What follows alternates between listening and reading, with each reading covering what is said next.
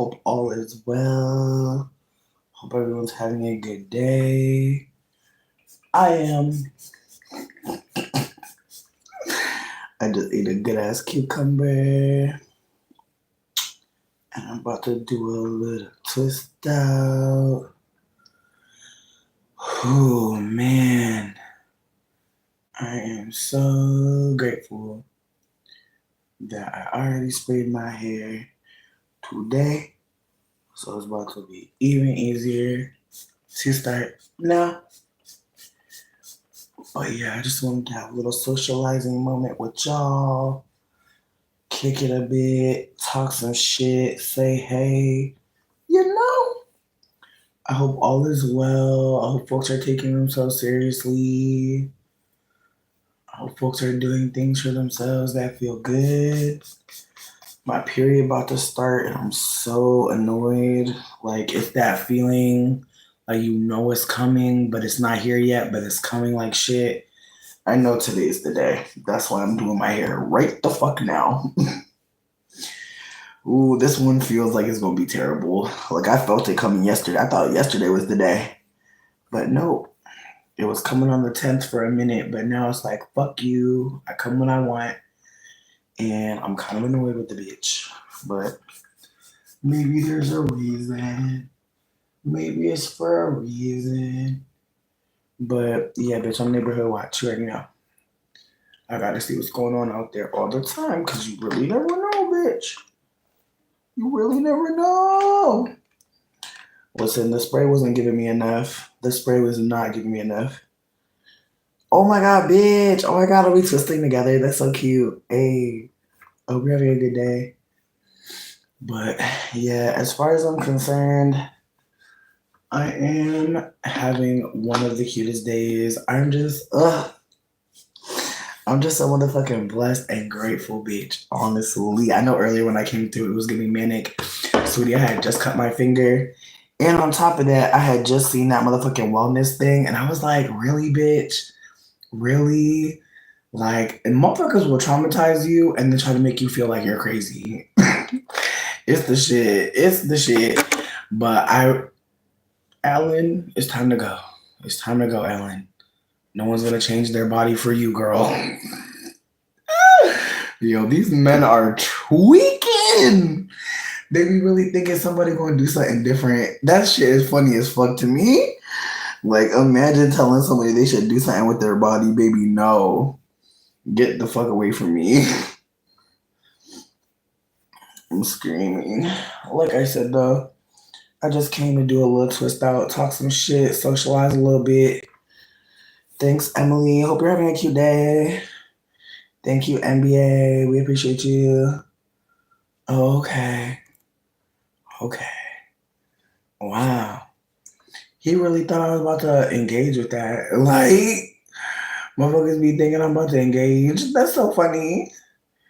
That is so funny. Listen, if you say something weird as fuck, I'm just gonna block you. You're not gonna get the dopamine hit. It's not gonna work. It's not gonna work. It's not gonna work. I'm so sorry. So just leave me be. I see 44 people in here. Just keep it cute. That's all I'm asking. If you can't keep it cute, if you're known to keep it dookie, just go. If you're trying to keep it, you know what I mean? Dusty, keep it away from me. Hey, Shifty. Hope you're doing well. Hope everyone's doing well. Have a good one. Oh, and look, another person that it's time for him to leave. I love that. Thank you. Listen, if it's time for you to go, you don't have to say a word. You can just leave. But if you decide to give me an outro, if you decide, if you decide to give us an outro, don't worry.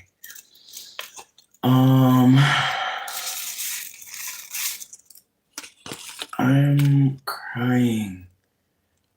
Okay, I don't know what's going on with this white lady. I don't know what's going on with these white people. There's so much. Thank you. It's a scarf. But yeah, like I was saying though, I am having a great motherfucking day, even though my period is bumping on my shit. It's stressful. I am eating for real. You right. You right. Hell yeah. Hell yeah, she eating, of course. The person that says they have an actual question, I hope you ask it. Trillian's in here. Yay. The person that called me Jabba the Hutt, thank you. Thank you. Thank you so much. Thank you so much. We appreciate it. I hope you're doing well, Trills. Shifty is true. It's true. That's why I don't know why they bother me. I'm really minding my fucking business. But it's okay. It's okay. Do you have a hair routine? I actually don't. I literally just do my hair whenever it feels like I should do my hair. Like right now. I'm crying. I don't know who called me Jabba, but it obviously didn't affect me. Have a good one. Thank you. I appreciate y'all so much. Jabba cute as fuck. And he famous. Girl, like, where's the drag?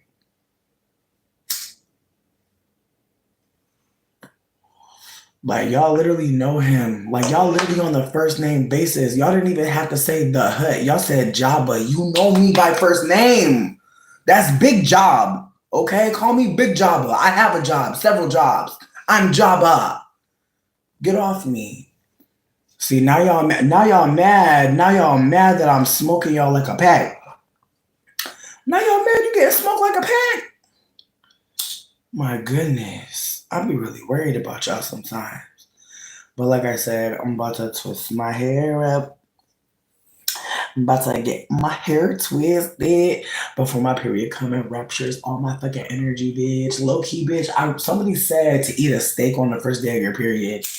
So low key, bitch. It's the way I'm craving fried chicken though. Like that's the thing. Ooh, but bitch, if somebody can get me a chicken fried steak, I'm gonna have to look. I'm gonna have to look into it. What up, Christopher? I hope you're doing well. Not your hair look crusty. I bet it looks just fine. But if you're not liking how your hair looks, maybe, do a little protein treatment or something. Plus, do a little deep condition. You know what else isn't good for me? White supremacy. Yeah, that's also real terrible for me. You know what else is terrible? Climate change. That's bad for me too. Shouldn't have to experience that. And yet we are. Crazy, right? So I'm gonna smoke. Don't worry. You won't be able to get any of this. Don't worry. You're protected from me. I promise you, it's safe to keep on worrying about yourself. I know you thought you could escape being a bully to yourself by being a bully to me. It's not gonna work here though. Sorry, I'm my first bully. I'm the bully of me. So you're never gonna be able to touch it. I'm so sorry. So just go have a good day. Go have a good day, because you're not gonna be able to bully me. I'm so sorry. I've heard all the jokes. They're not funny. I'm fat. It's a statement. Anything else? Anything else? Anything else? Anything else? I'm crying. I have the biggest back. Absolutely. I think I'm gonna buy the .com, biggestback.com. Absolutely. I'm a dude and you're a dude. We're all dudes, right? What up, Anime? I hope you're doing well. Yeah, no, my voice is different from yours, right? Everyone's voice is different. Yeah, we all have different voices. Isn't that funny? Isn't that so funny? I love you.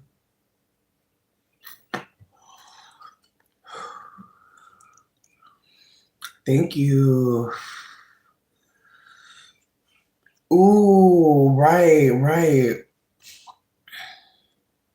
I love my voice. I think my voice sounds sexy as fuck. This is my favorite product. Like, if you don't buy nothing, bitch, this green tea, and I know you're like, bitches, bust open. That's how motherfucking much I love it, bitch. I added some stuff to it to make it stretch. That's how motherfucking important it is to me. You can get it at the beauty supply. It's under $10. Most of the Apogee line is under $10. That's why I like it. But I like it because it balances the pH in your hair.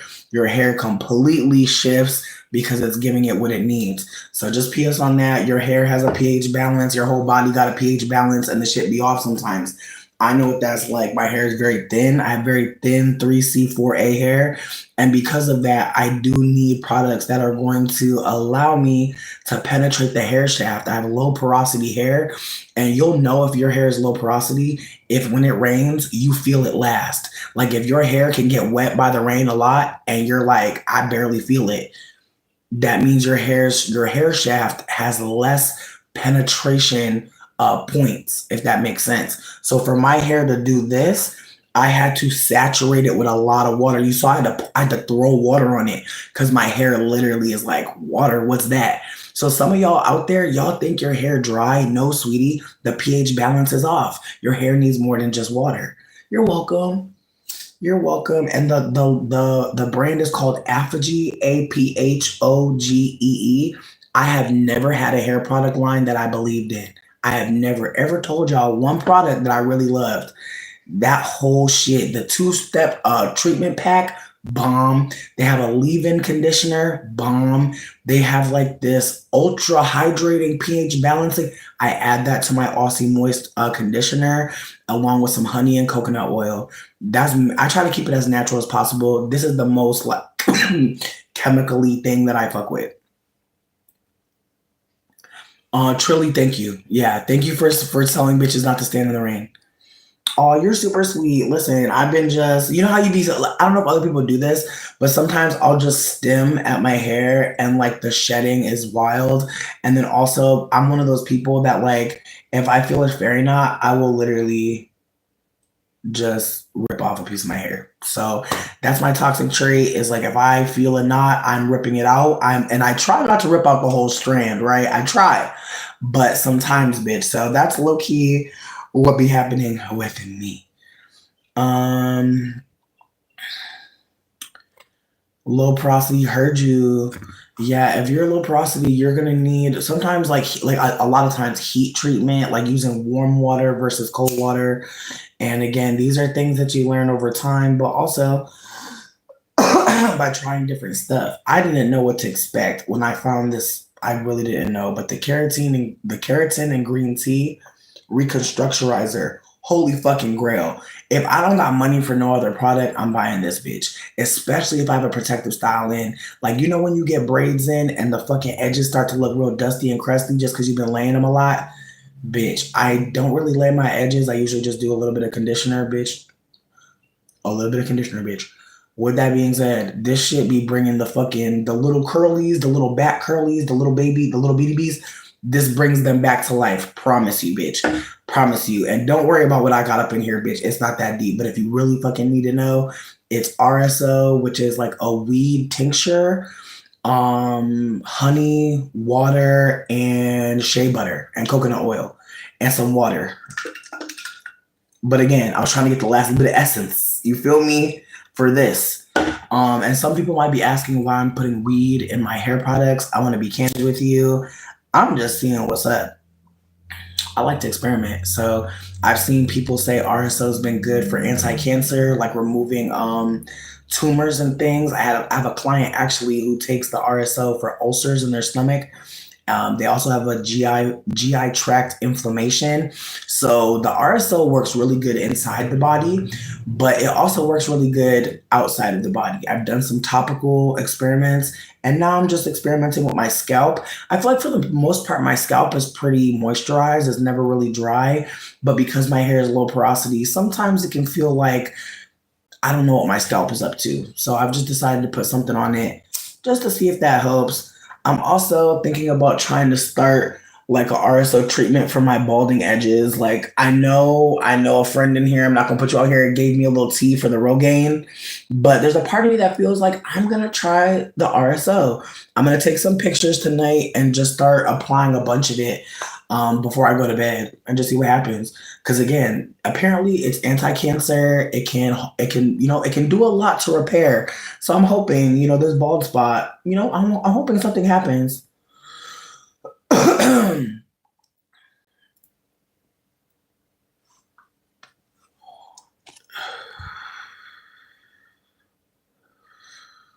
Heard you. Yeah, I feel like for the most part, if I'm putting something in my hair, I've mixed it that day.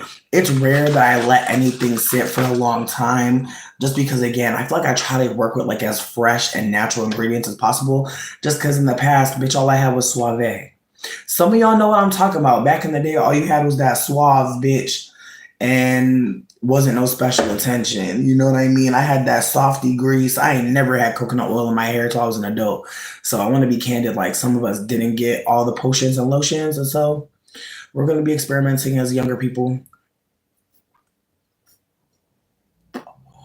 Okay, hibiscus. Wow. There's a part of me that's wondering about making like a edge serum. You know?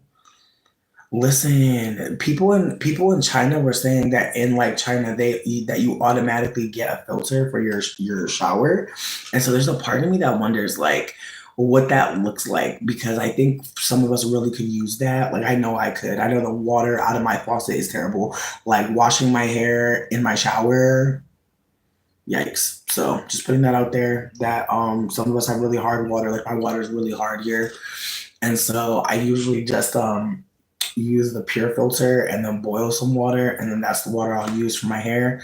But I really do. Like me and Dan have like a whole wish list. Like we're like we want to get a bidet, we want to get an eye wash station because bitch you get something in your eye, bitch. It'll be nice to just be able to get it right out. So there's a couple things, but yeah, getting that shower head filter, I can't wait because it's the way I feel dry as fuck after a shower here. I can tell in my feet, you feel me? Like I could tell by my feet like how dry like it is in here. And so that's another moment for me. It's like I really need to get more serious about my moisture and just living here has been so drying. It's been depressing. Like I really hate when where you live is like dry and like just makes you feel kind of dusty and gross, like ugh. But it is very dry in this apartment. And so, but then again, because it's so old, it's such an old house, it's like a humidifier might actually make things worse, bitch. Like, what if there's, you know, I don't know if anybody understands what I'm trying to say, but it's like, I don't know if making the air thick in here is going to help. That's my fear.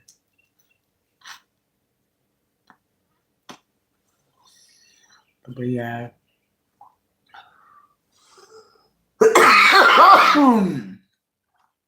Ooh, I forgot that I still have water. Bitch, I really hate you. Fucking fruit fly really fell in my fucking water. Like, I'm happy the bitch is dead, but sweetie, I'm thirsty. I'm so annoyed. Now I gotta go get my water. Ugly bitch. I hate her.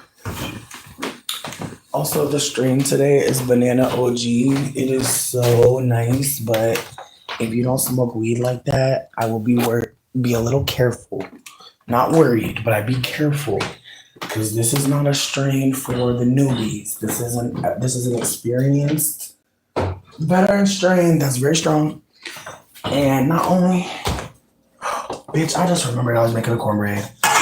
This is ADHD in action, bitch. I made the whole bitch, and yeah, I'm checking it for a fruit fly, bitch, because these hoes are hateful. They are. Good God. I swear, just when you think you killed the last bitch. And yeah, I'm looking around, bitch. I don't trust none of them. Sure don't. Sure don't. Okay, pause. Can somebody make me a timer for 10 minutes? I know somebody gonna be like, it take longer than that. Yeah, I know, bitch. I know, but in 10 minutes, I'm gonna see how much longer it's gonna take. Because I feel like I've told y'all before, I have an extra tiny fucking oven. Thanks, bitch. My oven is like little as fuck, so it's like it don't matter what the fuck you say to cook it on. Good luck. Like it's not a normal oven, so 200 in there really be 300. And I don't even know if that's the case, bitch. How do you measure what it really is? All I know is the first time I tried to use that bitch, I followed directions, burned up everything. So now I know I gotta check on that bitch, which makes cooking annoying slightly. I'm gonna be real with you. I love to cook, but I also really hate recipes. I feel like that's another thing about me. Just because I feel like I don't want it. I don't know if I want it like you, babe. Like no shade. Like sometimes I see people recipe and I'm like, well, I'm not gonna do that last step. That's not what I want. But again, Cornbread, bitch, my favorite recipe for cornbread. Fuck the milk. Fuck the milk and do 2 boxes, bitch. Never do 1 box of cornbread. Hear me out. You want a half a stick of melted butter. You want a tiny container, not the tiniest, the tiny container. There's a tiny container now because of shrinkflation. Not that one. The second one up. They might not have it no more, but it's basically because there'll be like a big sour cream and a little sour cream, not the littlest one, the medium sour cream at this point. Maybe you might need to get 2 of the little ones at this point. I'm not sure, bitch, my bad. But basically you take 1 sour cream, an egg, and an egg yolk, and then the melted butter. The melted butter, leave it to the side for a bit, but you're gonna mix that cold stuff all together. The egg, and low-key, leave your egg out of the fridge for a little bit. Low-key, let your egg get room temp. Low-key, like it don't need to be the coldest. Just keep that in mind. You're about to bake. You're about to cook something. It don't gotta be the coldest. So take out 2 eggs. You're only using an egg and an egg yolk. You're using the small container of sour cream and a half a stick of butter, and you're mixing that up real good. Once you do that, you're gonna use that same bowl and you're gonna slowly fold in the dry. Like pour all the dry in 2 boxes and slowly fold it in. You don't want it to look too mixed. Trust me, bitch. Trust me. It shouldn't look dry, but it should be a little lumpy, not perfectly mixed all the way through. Trust me. And you don't want to mix it fast. You mix slow. Okay, see, somebody knows what I'm talking about. The sour cream gives it body. The crumb, like when you break your cornbread. Some people cornbread, when they eat it, it's kind of like little crumbs. Bitch, you cut mine. Mine's like cake. I make my cornbread like cake, bitch. I make corn cake. I don't make cornbread. Fuck that. And I'm telling you, best decision I ever made, bitch. It tastes so fucking good. And then at the end, you butter the top and whoo, I'm telling you. That second egg yolk, bitch, I'm telling you, you don't need no 2 eggs. That egg white is going to be just enough. But those 2 yolks,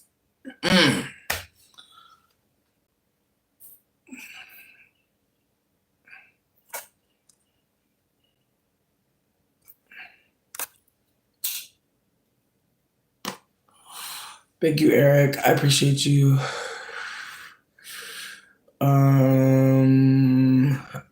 But yeah, no, I'm smoking some. No, I was about to block them too. I'm like, oh, they're coming up with new racist words. Okay. I was like, all right. But yeah, no, it's called Banana OG.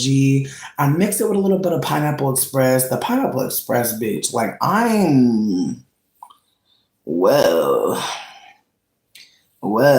like that shit is fucking delish. Like I fucking forgot how much I love Pineapple Express. Like I don't get it that often. I really don't really buy it. I don't. I feel like the pineapple strain for me is pineapple upside down cake, bitch. Yes, it's on. I don't know if it's on menu this week. Let me not say that. It might be on menu this week. But this is my bitch. It's good for ADHD. It's good for just being in your own little world, taking care of your needs, talking to friends. Like, it's just fun. Exactly. Truly no. Truly knows. Listen, if you're a kid, it's time to leave. Take care, Saint. Have a good one. This stream is only for adults, so if you're underage, let me know so we can get you up out of here. It's not for children. It's literally not for children. It says it's not. So again, I get it. Some of y'all are adults and think it's funny to pretend to be a kid online. I get it. I'm not gonna think it's funny. I'm just gonna block you. Don't do the bit here. Do the bit somewhere else. It'll be funny for someone else. Promise. My goodness. Why? Because I don't want to talk to minors. Yep. Thank you. Thank you very much. I appreciate that. Thank you so much. Thank you. Thank you for letting us know. Okay. Thank you. Yeah, we're not going to laugh along with you. It's not going to be funny. All right. Evans Boy 916. How did you get here? We don't know, but we're happy to see you leave. Thank you. All right. Man. Anyways, like I said, the stream is for adults. If you're not an adult, just let us know and we'll get you out of here. Don't worry. Don't worry. Don't worry, guys. Man, I knew it, Drew. I fucking knew it. As soon as you said hi, I was like, that must be a baby. I could tell. Like I said, y'all think it's funny? I'm just gonna get you out of here because I don't want to talk to minors. That's why it's not funny to me. Thank you. What happened? Also, rest in peace to John Redcorn, the actor. I want to say his name is Joss. I'm sorry for fucking up his name. I'm really trying to just show some love and say I'm so sorry that he had been slain, bitch, because he didn't pass away. He was slain. Hey Eric. I wish I was Lizzo. Thank you for the compliment. Bitch.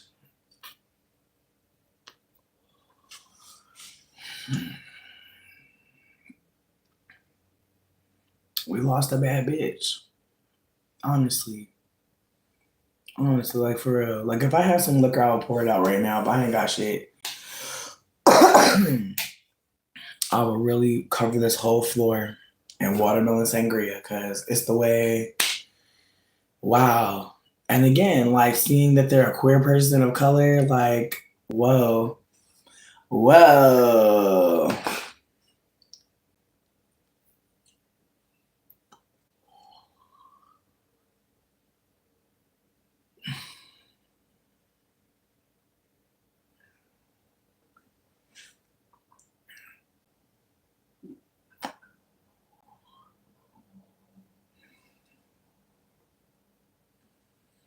That's tragic as fuck. I mean, in my heart of hearts, though, like,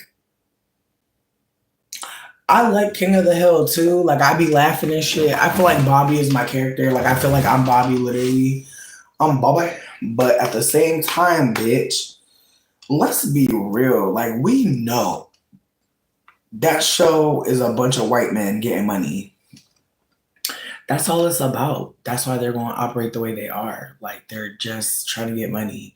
And if they were trying to do something else, we would know. Like, it's the way we would know. Bristol, I'm so sorry to tell you this, but I do not know how to do any smoke tricks. I'm so sorry. And I'm not about to try to learn at this point in my age. I'm so sorry. I feel like all that learning smoke tricks, like that shit should have been happened by now. At this point now, on today, it's not possible.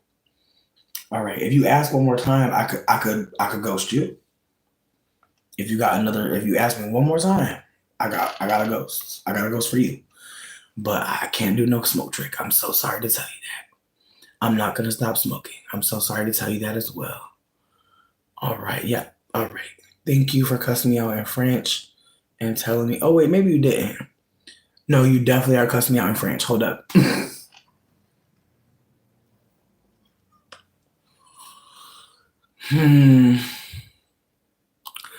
Truly, I don't think that there's anything wrong with that. I feel like it's a lot of shows that's problematic that we're gonna watch, that we're gonna remember fondly, that in retrospect they're not gonna age the best. I feel like King of the Hill is one of those shows where, you know, just again, like, rest in peace to the victim, because even their partner now is so overexposed, and it's the way that, like, there are just so many upticks in trans violence. And, you know, when I come here and people say weird shit to me, like, are you a boy or a girl? As if that matters. As if that really matters. It don't. None of y'all are doing anything with my medical records, right? None of y'all are in my life, like, outside of my friends that I made here. But again, the way people, like, question people's gender when they're just existing, that is a part of violence. And so I just want us to start noticing these people are Nazis. I want us to start noticing that's a Nazi. White people especially, but also us non-Black people, talking about Black people, we're Nazis. Like, being anti-Black, that's Nazism. So I want us to consider that. Like, if we framed it that way, a lot of y'all would start to understand what the fuck we're talking about. If we framed it as Nazism, if we framed it as people who really just did not care about life on Earth, I think we'd be real clear at that point on who the fuck we're talking about. But because people want to make it seem like, oh, they're not that bad, they're just a little bit anti-black. No, there's no little bit. The systems are connected. You are either actually punishing everyone and facilitating death, or working with love. It's only one or the other. I hate to tell y'all that, because there's not a lot of times in life where shit is just very much one or the other. But unfortunately, you are either building with people or you're destroying yourself and others. It's only one or the other. And so just consider when people set boundaries with you, when people tell you what they don't accept, or when people tell you what they don't really appreciate, think about how much love it takes for someone to say, you're treating me in a way I don't accept. And how much love it takes to acknowledge that person loves themselves. They're not trying to punish me by pulling back some of their energy from me. They're attempting to love me in the moment, even though it would be much easier to say fuck you and block them, right? Even though it'd be so much easier to just get away. Taking time to say, you know what, I'm not appreciating this. That's such a sign of strength and character. And I hope more of you indulge in telling people, I didn't really like that, and waiting to see how they respond. Because some people tell us as soon as we tell them that we didn't like something that they did, that they're not to be trusted again. So people don't realize how much trust they had, and that's why they were able to cross the boundary. You trusted them so much that they broke a boundary, and you still tried to tell them. There are going to be moments like that happen for all of us, where we realize, maybe after the fact, that person was trying to punish us. And it becomes easier to see who is worth our time. Who's trying to make you feel terrible for something? Who wants you to keep living in the same story over and over again? Oh, thank you. Oh, so my pants are falling off. That's fine. Oh, my cornbread, please. Bitch! What I tell you? What I fucking say? That bitch ain't need more than 10 motherfucking minutes. Look at that bitch. Sitting there looking all sexy and shit. Beautiful ass cornbread. Love that. Now let me butter it. Listen, fruit fly. Oh, did I catch you? Bitch, wait. Bitch, if I gotta put a lid on this motherfucking cornbread, because I'm going to jail. I'm going to jail. If I gotta talk to her, if I talk to her, I'm gonna hurt her feelings. I'm crying. Bristol really wanted to talk a lot, didn't they? Bristol was real chatty today. We love that. Oh, my cornbread. Oh, my cornbread. Dang. That's okay, though. The motherfucking lid, it was so puffed up. I'm telling you, little bitch. And even that one, I didn't even do what the fuck I was supposed to do, and it still came out. I buttered the fuck out the pan. Ooh, that cornbread about to be so good, bitch. I'm so excited. You ever just be craving cornbread? Like, I'm craving cornbread and some good ass beans right now. I'm such an elder. It's the way I want to. This the way I want to make some beans like my grandpa used to make them. Oh my god, bitch. Ooh, some lima beans, a jalapeno, and some motherfucking butter and some black pepper. Ooh, bitch. And some Tonys. My god, them lima beans don't owe me shit. Thank you so much to know. Yeah, I don't know what's going on. Not that it was beefed out. Listen, I don't eat random Sonic, but thank you. Thank you though. Thank you for being scared of me, bitch. I needed that. I needed someone to be a little shook that I was gonna eat their ass up. I needed that. That really helped me. That helped my shelves of steam.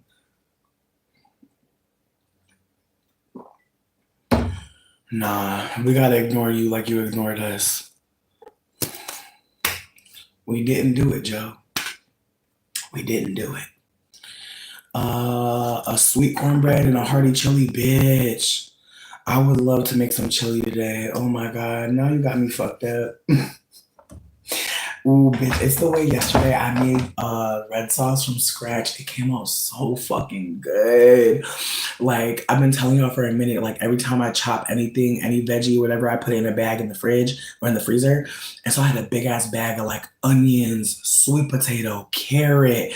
I had some ends of some cheese. Bitch, save your cheese rinds, bitch. Ooh, that stock came out so good. There was a Scotch bonnet pepper in there too. Ooh, it was a red sauce with a little spice to it. Put a little bit of cinnamon in there too. Bitch, fuck, it came out perfect. And then the broth that I made out of the veggies and the cheese rind, it's in my fucking freezer. I swear to God, when I get sick, I'm drinking that whole shit. Like, I know that's gonna bring me back to life. Um, Right. Bitch, it's the way I'm ready for fall to come back. Like I like summer, bitch, I'm already hot. Like it's already too hot. Like I was really waiting for the heat to come and I forgot it's not a game. And then I also forgot that, whatever the fuck is going on in the climate change, like they're like, oh, we frying everybody up. Oh, everybody's on fry. They're frying us hard, bitch. Like we're getting fried hard. And so I'm just trying my best to stay hydrated, bitch. Like stay with something like a cucumber, bitch. Eat some cucumbers, bitch. I promise you. I got some strawberry tops in here. I feel like I tell you every time. Whenever you cut up your strawberries, save the tops, put them in the freezer. It makes everything sweeter. When the water freezes, the ice molecule pushes out the sugar molecule. So basically what's happening is all of the sugars are being pushed out because the water is expanding. And so when you put that sweet, cold little fruit in there, all the sugar falls right out into the drink. So just putting that out there. If you save the core of your pineapple, I saved the core of my apples, the pink lady apples. Bitch, pink lady apple and some water with some honey, with some garlic, maybe a little ginger, boil some meat in there. You're not boiling it like to boil it for real, but you boil in a little bit of it just to get the flavor. And then that's when you fry it up. Swear, bitch. That's how I cook my bacon. I add maybe some orange, some fresh squeezed orange juice, maybe, I don't know, maybe some lemon, maybe a little bit of lemon just to add something. You said the coolest summer. I'm glad you did the reading, Fred. I'm so glad you did the fucking reading because I don't know nothing about the summer's heat. All I know is I'm already sweating dicks. But it's been really cold here and rainy and gray. So there's a part of me that's like,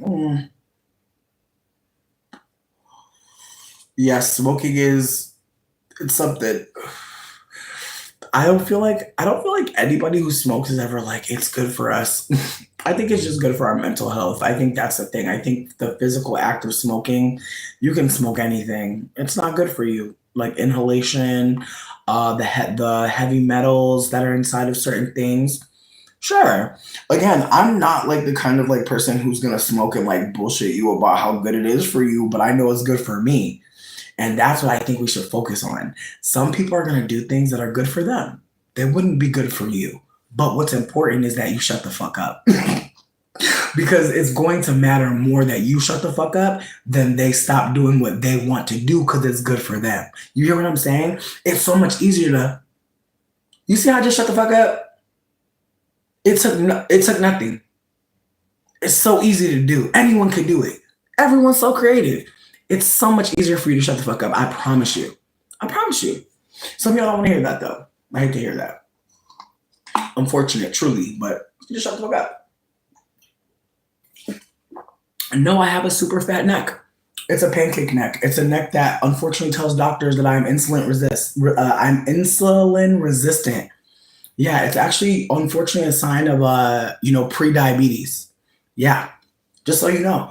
I don't feel no way about it. I feel like back in the back I might have felt away, but no, I can't really care. I have a fat neck. I have a fat pussy too. It works. Have a good one though. Enjoy.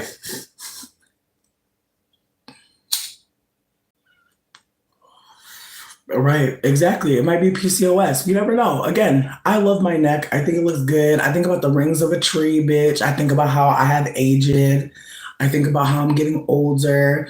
I think about how my body has lived. I think about how I'm fat and I'm eating and I'm enjoying myself. And that's good for me. Listen, again, I'm going to say it again. It's easier for y'all to shut the fuck up than for me to stop smoking. So please, shut the fuck up. Thank you. Thank you so much. I appreciate it. Please, please. It's a very important lesson. I've learned it late in life as well. You can too. Absolutely. Absolutely. Truly, you're amazing. But please just know, like, if they're getting annoying, like, I'm just going to start ignoring them and then they're going to leave. I just want you to know, like, feel free to not even focus, just feel free to not even focus on it. It's, they're not bothering me at all. Yeah, listen, I have nothing to worry about. Like, I'm actually having one of the best days of my motherfucking life, bitch. Like, my man has a day off and he's sleeping like a little angel. The moon is in my sign, meaning that a lot of shit that I gotta do today, I'm gonna get it done. So I just want to put it out there. Like, I'm having a great day, bitch. Moon is in Capricorn. So if you're a Capricorn, you already know what the fuck it feels like. It feels like shit gonna get done. Anyways, though, what's my calorie intake? That's actually a sex work question. If you'd like to pay me for that information, you certainly can. Feel free to go to my page and click on my links and come find me. But you'll be paying for that information if you'd like to. If you'd like to. But that's not a normal question. Absolutely. Absolutely. All right, Hazel, thank you for telling us. Thank you for telling us. Thank you. All right. Like, look, I look like fight with somebody who don't like the squad. Like, that's okay. We don't exist to be likable. I need you to know that. None of us exist to be liked. I know it has a little thumbs up to like. That's the only thing that's asking you to like. You don't have to like nothing else. You don't have to like a damn thing. It's okay. I'm gonna keep smoking. Oh my God, Lindsay. Truly, I got it. Don't worry. My God. Lindsay over here worried about me. Whew, Lordy. Anyways, I'm gonna talk about stuff that I've been watching recently because I feel like that feels good.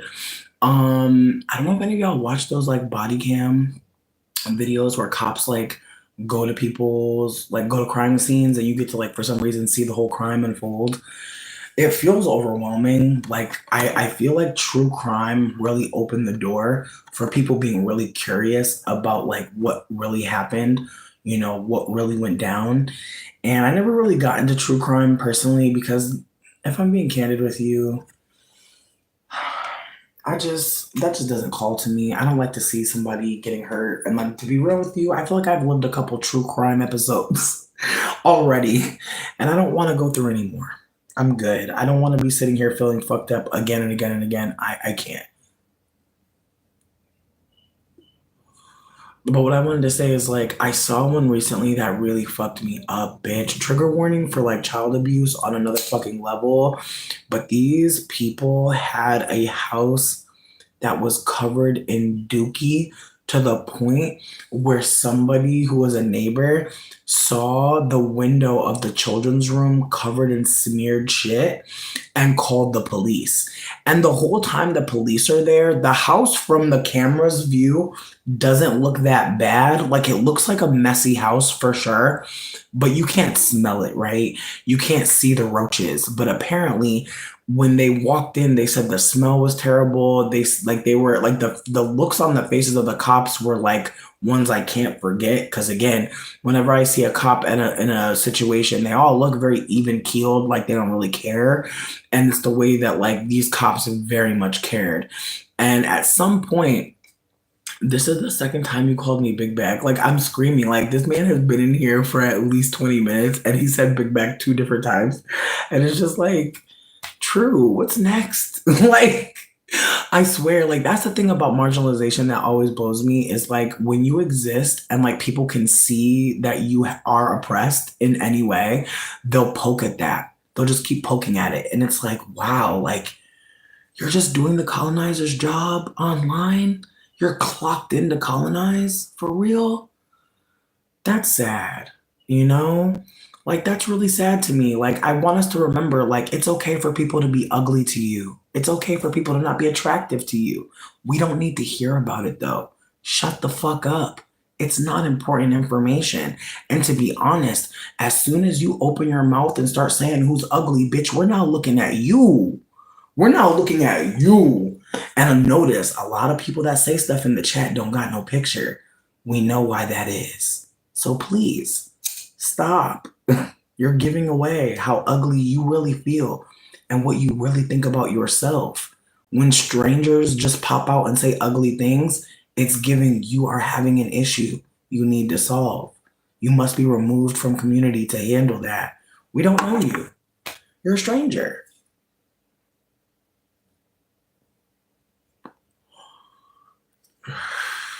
It is, but low-key, there was a fucking apparently one of the cops opened up the fucking closet and roaches attacked her.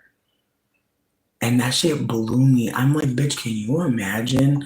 Like, you open up a closet door. Fruit fly, please. I do not want to co-host. And there's roaches on you. Like, that is fucking terrifying. And like, again, like, there were just so many things we couldn't see from the outside that they were telling us about. And the children were just running around the house naked, like had no clothes on.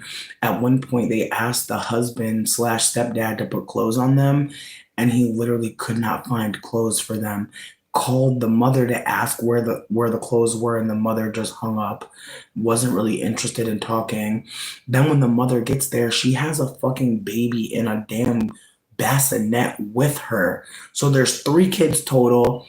And the cops arrest the man, and then I'm not trying to make it seem like any of this is reasonable, but the way they talk to the woman like she was the nastiest bitch, when I'm like, y'all did not talk to the man like this at all. Like at all. Like at fucking all. And it was just kind of like, are you okay? Like, y'all talk to the man first. Like, y'all talk to the man first. Y'all talk to the man first.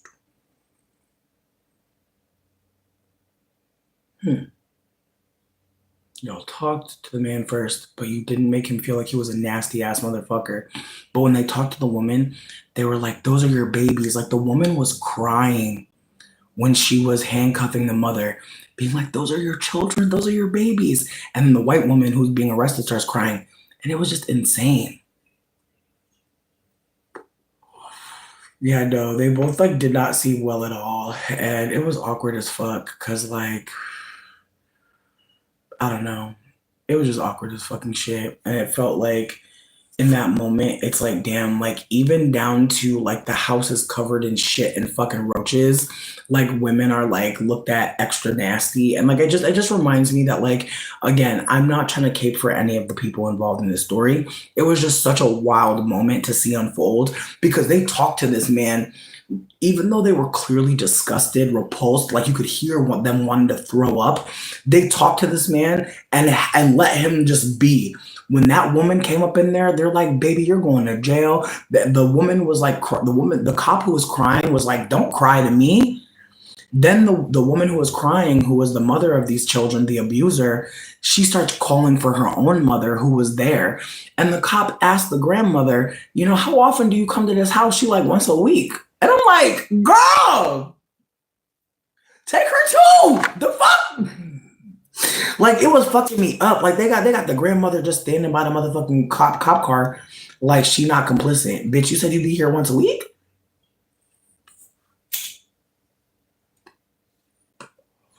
Listen, I don't disagree that people are mentally unwell, living like that. I don't disagree. I'm just saying that, like, I was just more so trying to focus on the fact that, like, as they were, like, the first person they interacted with did not get that smoke. But when they found the mother, and I feel like also it might have been because he was a stepdad, like he was still arrested, but they really didn't give him no smoke. When they seen the woman who created them children, they were like, bitch, you're fucking sick. And she's crying, like being like, yeah, I know the house is dirty. And it was like, But yeah, they didn't arrest the grandmother, which is crazy.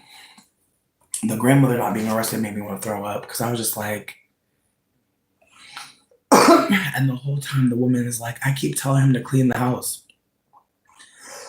And I want to say, like, between me and you, I want to say that there was a moment where they were, and keep in mind, I'm still talking about when they first walked up in there. When they first walked up in the room to see where the kids were supposed to be sleeping, there was no beds. There was just dookie everywhere, bitch.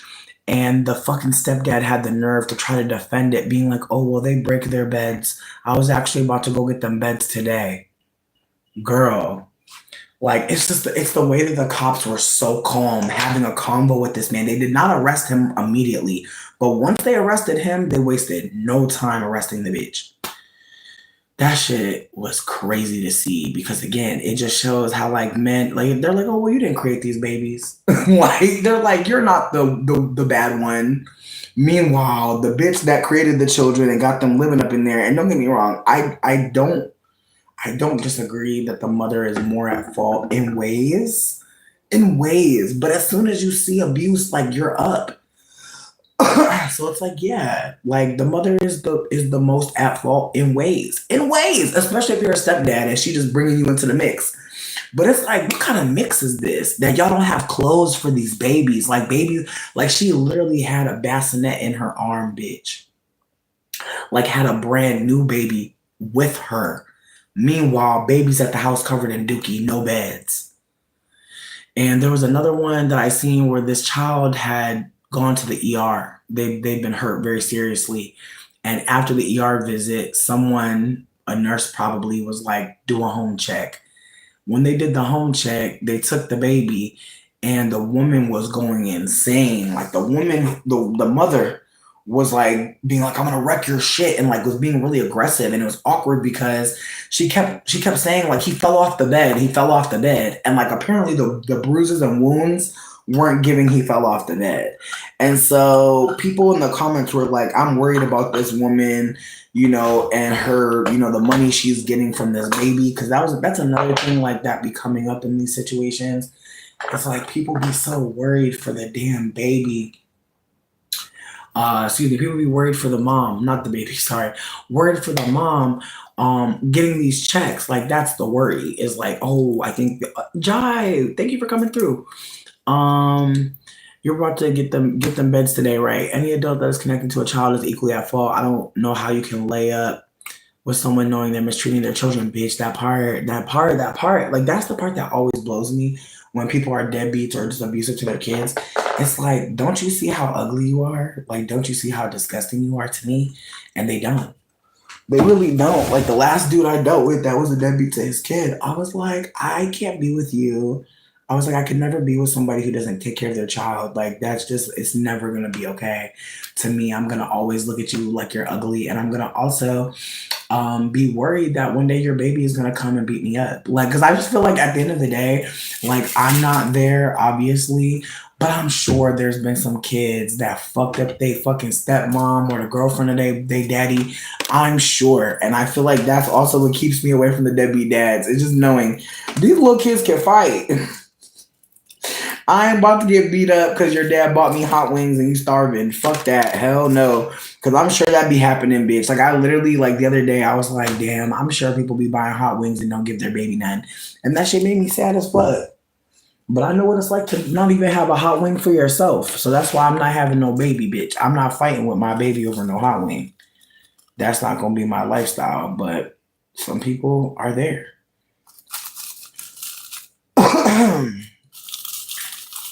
That's what bitch. That's what I'm saying. And I'm about to go have this cornbread before I smoke this shit too, because it's the way it's smelling so perfect to eat right now. But see, that's the other part of this too. Wait, hold on, because I feel like my phone about to die. How did I fucking know, bitch? I'm on 5%. Pause. I need to go get me my charger. Dang. I gotta go my charger. I want to eat the cornbread. Just else is going on with me? Oh, he's so sleepy.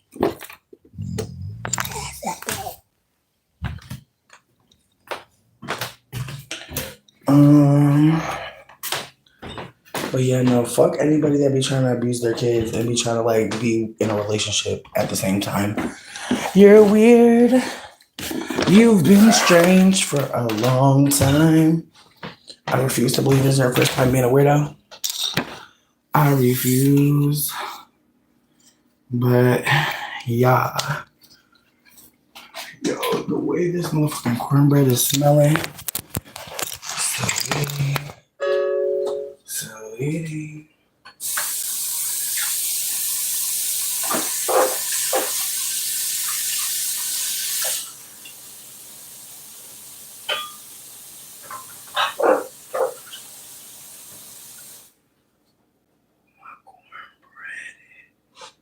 Oh, baby.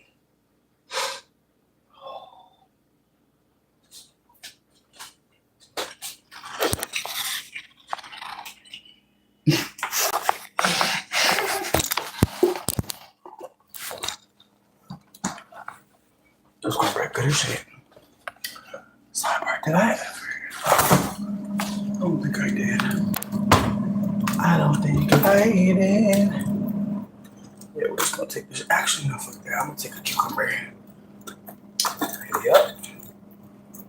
Yeah, and where is the lime still in here? No, I can't take the lime. It's too small.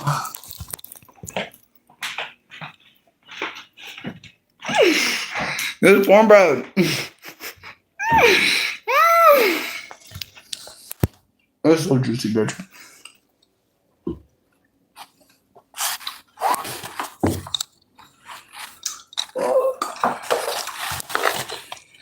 Don't worry, we're gonna come back.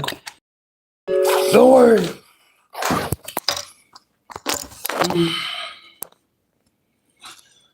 But yeah, no, I made cornbread and it came out amazing. And I'm really sad that I don't have any chili.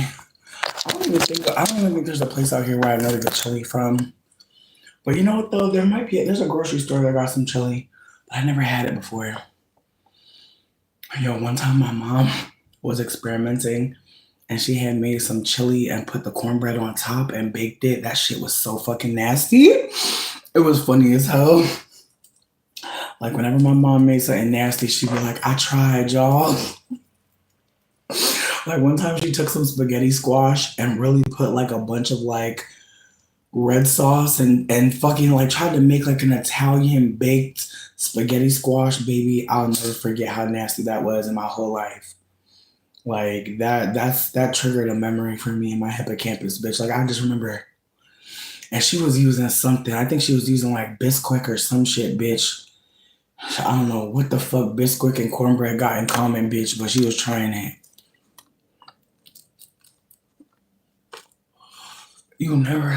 Not milk. Bitch, you funny as hell. Okay, this is really random, but I had a big ass cucumber and I cut the end of it off. Obviously, there's still plastic and shit on it. I'm gonna take that shit off. But this is another way to maximize all of your produce purchases, bitch. You might not eat the booty of the cucumber, bitch. That's fine. This is now a fucking ice cube for your water. Hello. And also, cucumbers actually lower blood pressure, bitch. Ayo. So just consider that if you're a fat sweet potato like me, cucumbers are helpful as fuck, especially if you eat them before you eat a meal, which I did. I had a cucumber salad before I ate some of that cornbread. And I'm glad I made that cornbread. It's so fucking good, bitch. Oh my fucking God. Like, yo. Damn, that cornbread was tasty. I can't wait for my man to wake up and have a bite of that. I know it sounded nasty, but I'm talking about the cornbread. I'm so sorry. Yes, Jabba the Hutt. Thank you. And y'all, I'm famous. They be want my autograph. They be like, is it you, Jabba? Jabba. Jabba. Turn your head. I'm crying. It's like cake. But imagine eating some good ass corn and eating some good ass yellow cake. It's like if those two things fucked, like a buttery piece of corn and a yellow sopped up tasty cake fucked, and then they had a baby in my oven. I know that probably sounded nasty too, but I mean that genuinely. You're so fucking funny. Thank you for liking me. I'm just a regular ass person, but if you do have any time, after I get off this live, I'm gonna post a link to a bunch of people's mutual aid flyers. So if you have a mutual aid flyer you need posted, just DM me. And as I've said before, you don't have to be a client of mine to share your flyer. Anyone can share their flyer. The flyers are important. We need to know what's going on with you, don't we? We need to know that you're about to lose your apartment. We need to know that you're hungry. We need to know these things. And so my thought process is if people are buying things from me, have to look at a menu, right? Then the menu can also have places on it that inspire people to maybe share with people financially, emotionally, physically.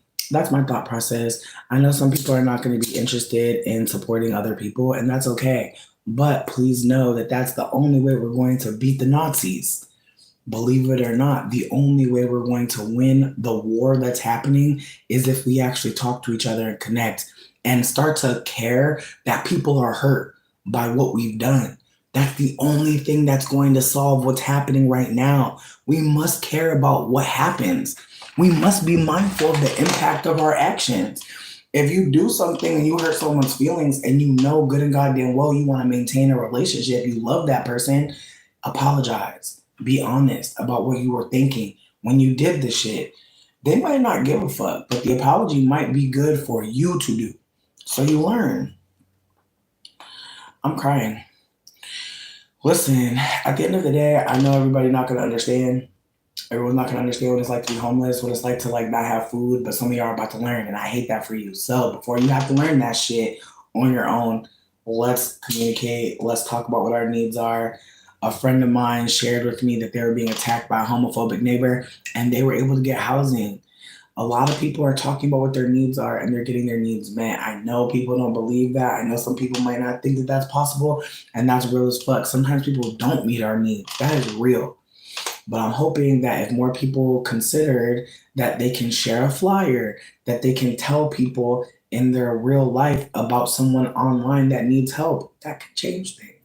So just consider that. I know some of y'all may not believe this, but I would be dead if people didn't care about me online. I know some people don't know what that's like to be alive and have to make videos for people to watch in order to get your needs met. That's a hard concept to consider. I'm going to hold space for that, but I need folks to know I wouldn't be able to be here entertaining you if other people didn't take it seriously when I said I needed help. And so because of that, I've decided that for the rest of my fucking life, I'm going to be the person that says, hey, do you need help? Hey, do you need to share a flyer? Because again, had someone not bothered to check on me, to see a flyer about what's happening to me and say, hey, I can help, I'd be dead. And I mean that sincerely. And I'm hoping that people know this isn't an ad for my business. Oh, fuck if you shop with me. But if you don't, it doesn't matter. If you don't, it doesn't matter. I just want folks to know there's a space online where you can post your flyer. Because again, as someone that's had to share a mutual aid flyer so many times, people have been mad fucking mean. Like when you share a flyer saying that you're down bad, some people will really take that as a moment to kick the shit out of you. It's wild. It's wild. And like trying to figure out where you can post your flyer, even more wild, because you think you could post it on your page and people would care, right? No. In fact, you can post it on your page and people might ignore you harder. So just keep that in mind. Some of y'all might be scared to post flyers. I get it, but we have to start to do stuff while we're scared. Okay? We have to start to do stuff while we're uncomfortable. I cut my finger by accident.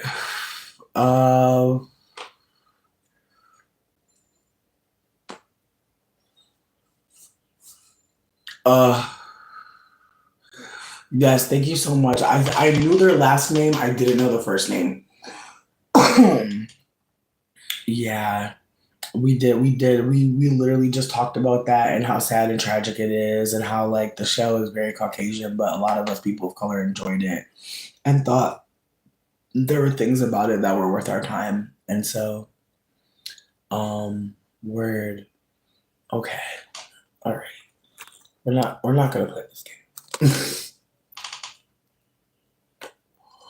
We're not playing these games. Again, I'm really hoping that folks can share people's flyers. I know some people might think of me as a bum, a roach. I am those things. I am a bum and a roach. With that being said, there are people out there who you don't know. People who have never had to ask for help. Some of us have had to ask for help so many times. People really don't give a fuck. Like, I had a very uncomfortable conversation with a fellow mixed person who I already know they don't like me because, like, me saying that I'm not a black person really impacts them. Because they know good and goddamn well they're not black. But if people like me are in the space, they can kind of slide around. And so again, it's the ways that some people have just like distanced themselves because again, being close to me means you can't be in delusion, can you? And instead of acknowledging I'm being delusional, people would rather be like, fuck that bitch. I get it. I get it for sure. I've definitely been delusional and been like, fuck that bitch. So just wanted to hold space for that. But she was weird as fuck towards me for asking to share my flyer. And again, this is an internet person that I only know through the internet. We've had very pleasant conversations. But when I asked to share my flyer, bitch acted like I was like really bothering her. And it's like, damn. Meanwhile, I've never seen this bitch ask for a flyer, not one time. The only time she ever crowdfunded was to like, and that's the other funny thing too. She was crowdfunding for like this comic book that she wanted to come out and people weren't really supporting it like that. And I made sure to show up for her because I really wanted to support. But it's like, damn bitch, like not me sharing for weeks about this anime shit you had going on and you couldn't even give one fuck about a flyer. Yuck. Again, but I have to just remember like, I'm not expecting anyone to share my flyer anymore. Like I feel like the people that love me just share with me. Like I'm not asking anyone anymore. If you see my flyer, you don't share it. I know something now, bitch. I know something now. That's all I got. You can share the flyer outside the country, especially if you're following me. There will be flyers on my post. You can share them anywhere. That's the beauty of a flyer. You can put them anywhere. You don't have to be in the same country. Money's international. So just keep that in mind, folks. Like whenever we think we can't share with people, whatever we think we can't do anything, we can do a lot. Like writing that whole bit, you could have just written down, share this person's flyer, and then just shared the flyer. Less time.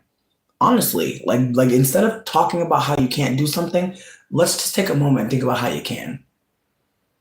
Listen, here's the thing about the GoFundMe. The GoFundMe is connected to my ex's my ex's bank account, so I'm not even getting any money from it. Just a PS on that. Like that GoFundMe, I don't even share it anymore because that was when I was like with my ex and we were like homeless together, and it was all in his name. Again, I'm really hoping that folks just hold that like no one's asking you directly to donate. Like I think like that's the hardest part is like when people refuse to share a flyer, meaning they refuse to uplift like what's happening to you to other people. Meanwhile, they'll probably talk about what's happening to you with other people and not do anything on your behalf. But simply clicking to share someone's situation, a lot of folks won't do it. And so again, that is part of what I'm up to. I'm trying to operate like I know my ass would be dead if people didn't share mutual aid flyers. And there are times where I'll see like flyers from when I was like homeless in a van and it's like, that's awesome. But like, I think that's the part for me also is like, I wish like on our GoFundMe's, like there was like date information, like this was posted on this day, like, you know, maybe check in on me and see if like my needs have shifted. Cause like, I think that's the thing too, is like some people's flyers are old.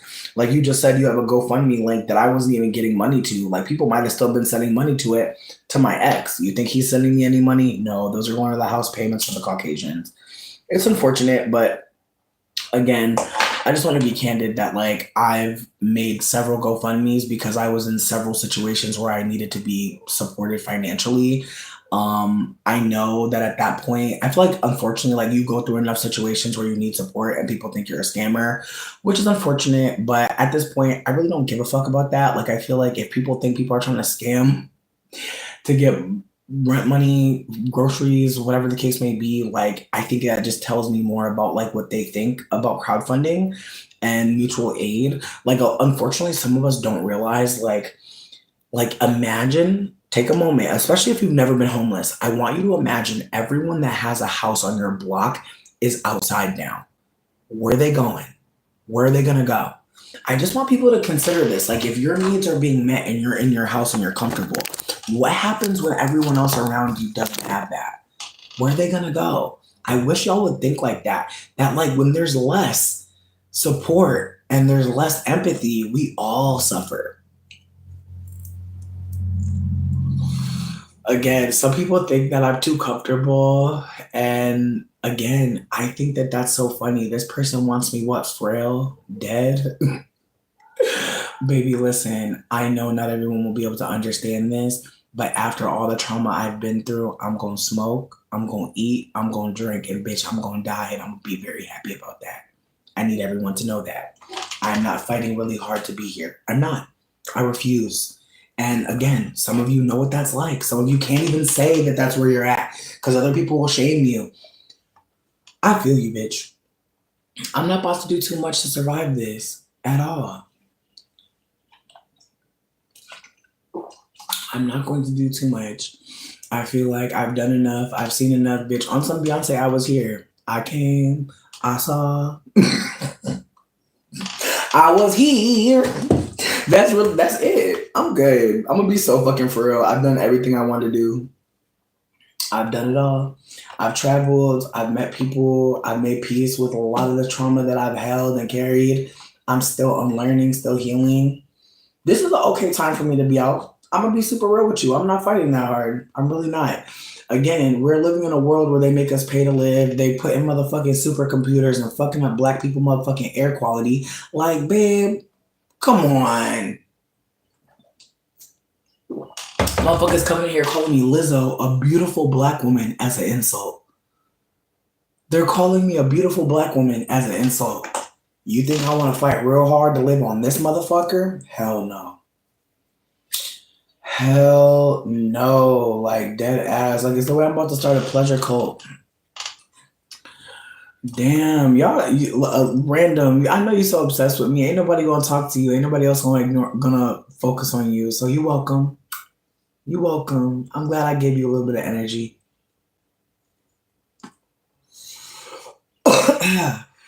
Like, some of y'all really want so much. Like, some of y'all really want so much. Why don't you go sit down and write something?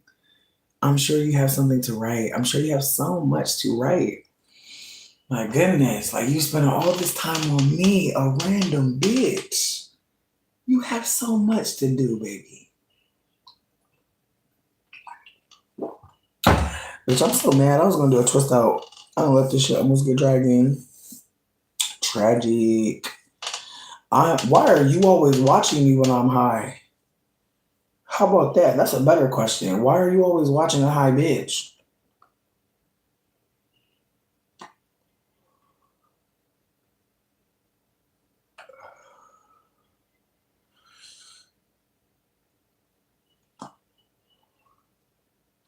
Why are you always watching a fat bitch?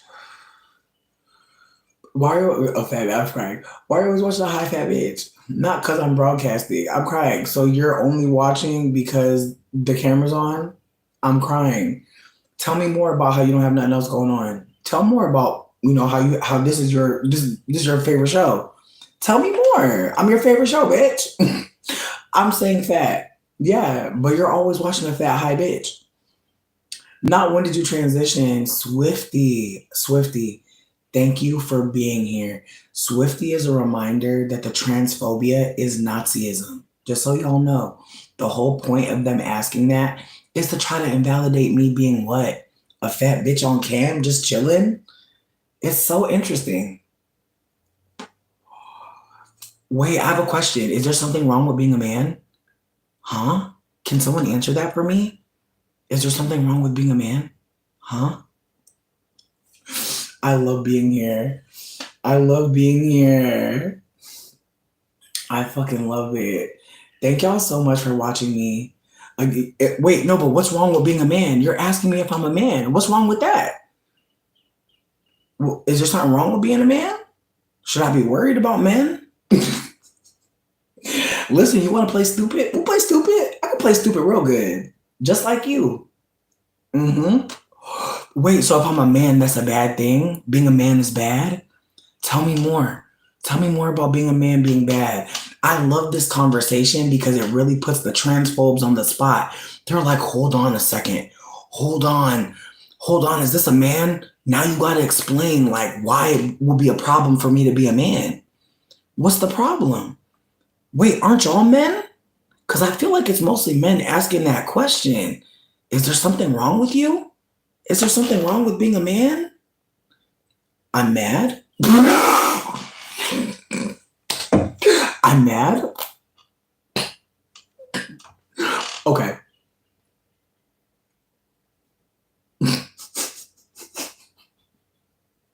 Yep. No, I'm just actually covered in oil and things because I take care of myself.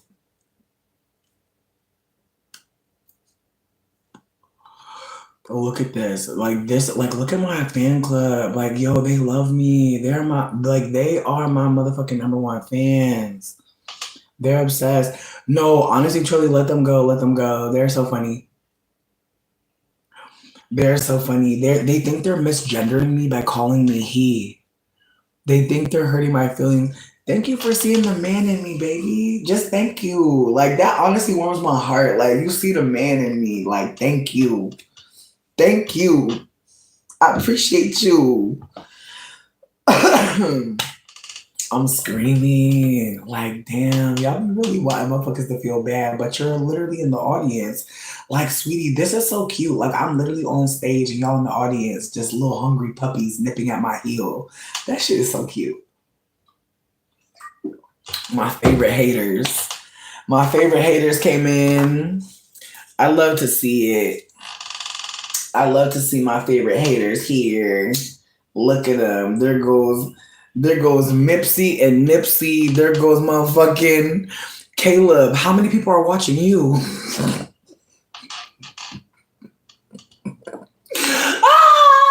Like they really want me to feel away, babe. Like you're just showing me that y'all feel away because y'all are talking to a fat bitch that don't even know you. I'm not even answering y'all questions. I'm just literally like anyways. No, like truly, they're so obsessed with me, bitch. Like I'm telling you, I'm gonna be Mariah Carey this year, bitch. The way my Mariah Carey outfit about to be eating. I can't wait, bitch. I don't know which Mariah Carey era I'm gonna give. I don't know yet. I'm excited though. I'm crying. They said I'm fat and they said they don't know if I'm a man or a woman, and that's my problem. They talking about me all the like, babe, they're obsessed with me. Damn, look at my fan club. I don't really like vapes. Like, I probably would like them if I fucked with them before I fucked with weed, but it just feels like nostalgic. It feels like ritualistic. Like when I roll my shit up, honestly, like it just gives so much. It really does. I'm gonna roll one more for you, just so you can see my little motherfucking process. Also, sidebar, bitch, the nugs on this banana are crazy. Like, babe. I gave the biggest nugs to my clients, of course, but bitch, they're so, like, it's so juicy that they're falling off the fucking bone, bitch. That's how juicy the weed is, baby. Like, look how it's falling off the bone, babe. You see how I ain't really had to do too much. Like, sweetie. No, my pronouns are that bitch. Just so you know. Y'all really wondering. I'm just that bitch. Don't worry about it. You're never gonna see my pussy, dick, or gnome. You're not gonna see nothing down there, bitch. You're not gonna touch me. You're never gonna breathe my air, babe. You're not. Just leave me alone. But not you hope I go to not Lily, and that's how I know like you are a supreme white demon. Like, who really wants somebody to go to jail? Damn, babe. Like I knew y'all was haters. I didn't know y'all was Nazis. But it's okay. If you're a Nazi, you can leave. Thank you. Yeah, the banana OG is an indica and it's a creeper. Like it's one of those indicas, like you're smoking it and it tastes good as fuck and you're not even really thinking about it too much. Next thing you know, your ass is sleep as shit. Next thing you know, you are slumped. Next thing you know, you are slumpiana. And ooh, it smells like when bananas, like when you about to make like banana bread, it smells like that. Like when you fucking getting them bananas mixed up. Ooh, bitch. It smells so amazing. Yes, I am fat. Thank you for noticing. Another moment to acknowledge. Sometimes when we're talking to people, we're going to say things where we should just shut the fuck up. It's always free. Cost no money just then when I shut the fuck up. Oh, FaZe. FaZe says he's healthy and he's gonna live forever. Y'all are so fucking funny. Like, thank y'all for entertaining me, dead ass. Cause dead ass, bitch, I didn't want to have to do too much when I came here. I just want to kick it. Thank you. Thank you. Everybody's so healthy. Everybody's so healthy. Everyone's gonna live forever, bitch. That's the thing that'd be funny to me. And it'd be those same people that get struck by lightning. It'd be the same people that motherfucking get all types of things that they cannot cure. And they be talking about fat people their whole life. It's the karma for me, babe. It's like, just don't speak on nobody. But you know what though? I don't give a fuck like that. If I'm being super honest, because again, I already told y'all, I'm cool to die. Like I said, people come into this room that I'm in just relaxing and they use Lizzo as a slur. I'm Gucci. I'm real Gucci. I'm gonna be real with you. I'm Gucci. Like they can have it. I'm okay. Damn, this weed is so pretty, bitch. Like that's the thing. I love smoking it, but I know it's gonna make me go to bed. But that's what I need. Like low key, while my man sleep, I'm trying to fall asleep. So he got some time to himself, play the video game, something, bitch. I love our sleep schedule. We are so opposite. Like he be catching his sleep during the day. I catch my sleep during the night, but I feel like I'm about to try to take a long sleep. That's why I'm smoking the fuck up this indica. This is my last one though. This is my last one. Hold me accountable, you guys. I'm not about to stay here a little bit longer. Once I finish this bitch, we are done.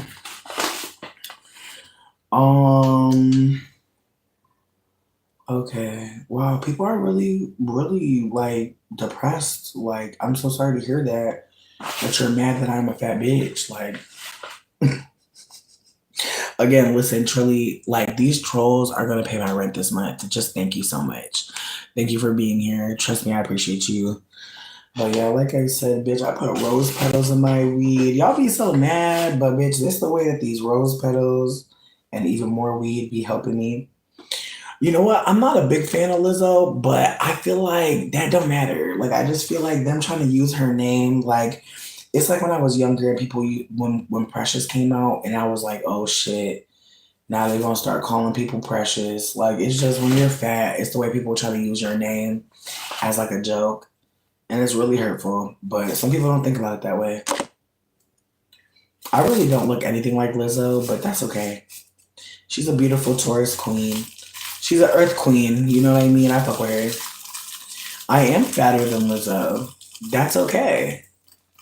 Yeah, but that still doesn't matter because y'all still are using her name as a fat slur. So, like, even saying that I'm bigger than Lizzo, like, what's the point of that? Y'all don't care about her. Y'all don't even like her. You're willing to use her name to be hurtful.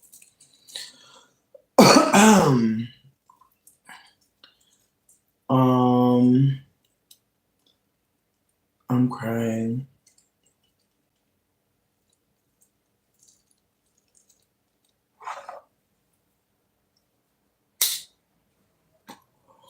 I got $10. Oh, I was gonna say I got $10 on someone saying don't smoke.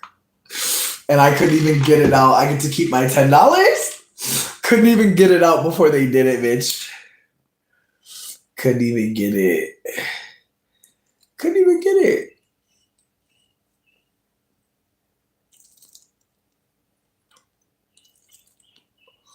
I feel like my trick is at the very end, I always put like a rose petal, and that stops me from eating cookies for the most part. Like I put a little rose petal from the rosebud in there, and it's a perfect filter.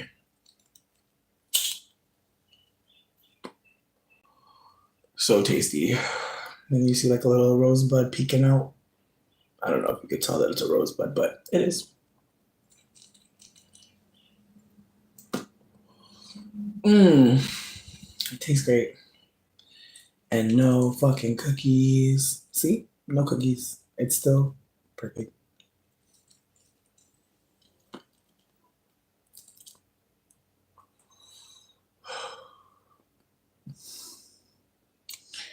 Yo, this banana is so good, bitch. I'm telling you. The pain relief, the flavor. Jaden, it's not okay to tell people they might have cancer. Please don't do that online. I'm actually gonna report him because that's really insane. Let's see.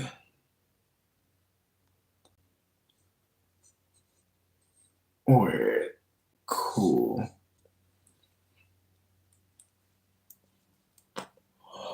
I got you for real.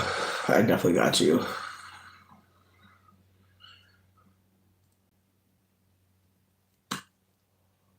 That's fucking crazy though. Like, I feel like for anybody out there who actually has cancer, there is stuff out there to use. It's called RSO. I don't know how many people have access, but if you need some, just reach out to me in the DM. There's a lot of ways to support yourself if you are a cancer survivor. I'm very sorry if somebody was triggered seeing that, or if someone may think that they have cancer and might feel some type of way. I've definitely been there. I've definitely felt like I had some cancerous stuff going on. So just please know if you need support, reach out. Okay. There's a couple people that are in here that aren't interesting to talk to, so I'm gonna remove them because, I'd like to talk to interesting people. Thank you for being here. Thanks again. Thanks a lot. Have a grande day. But yeah, like I said, I'm just trying to relax and have a cute little moment. I actually might play some music. I might not though. Actually, I'm trying to think. Yeah, no.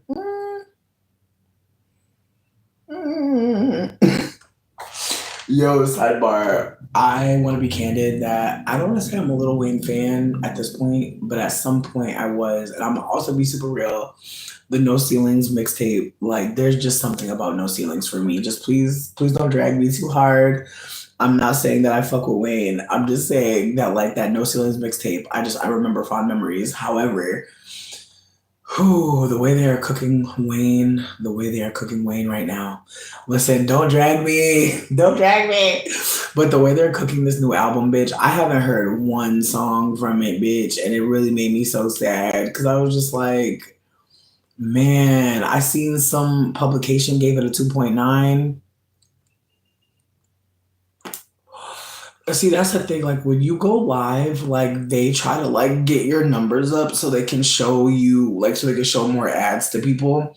And so what they'll do is they'll like push you into different algorithms. And so clearly I was being pushed into a more Caucasian algorithm. I feel like whenever we get a bunch of white people in here, like they're like, I feel like that's the thing about being like a certain type of creator. Like when you create content that's like on some very specific demographics, they don't always let you go out into the bigger algorithm. That's why a lot of Black creators complain about being stuck. They're not stuck because they're not creating great content. It's the algorithm constantly showing them to people that they know are going to like their content. And because of white supremacy, they're assuming this Black person content not about to do numbers over here, over here, over here. So that's why sometimes like your algorithm, when you first start a new app, it really will depend on what you're looking at in the beginning because they'll make it stick with you. Like, baby, it's the way Threads is so advanced with that because I will just type something. I'll search for something in Threads. Next thing I know, that's coming up. Not I attract toxic chatters. It's not me attracting anything. Like, let's stop talking about attraction. What's happening is there are people that are racist. We are living in a time of Nazism. The Nazis never died. Nazism was created with whiteness. The idea that anyone could kill someone because they're not white, that is Nazism. That's what's been unfolding, you guys. White supremacy. So just keep that in mind.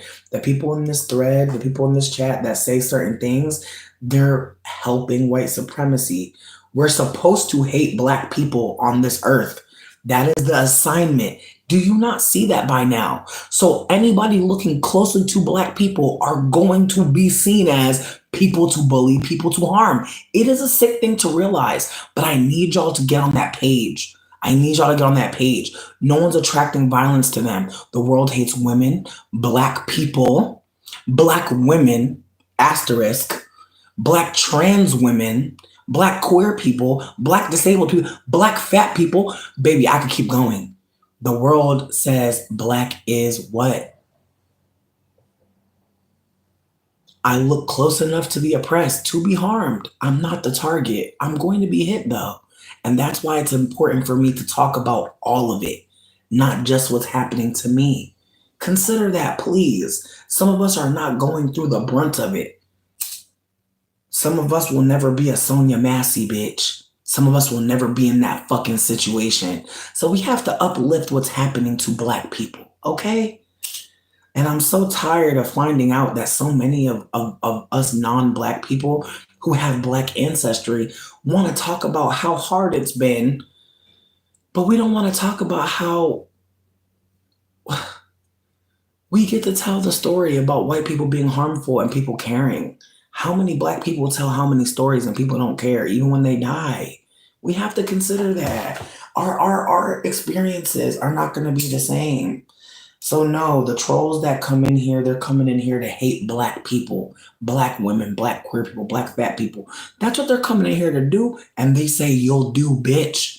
That's what's happening. I'm not special or unique for being a victim of white supremacy.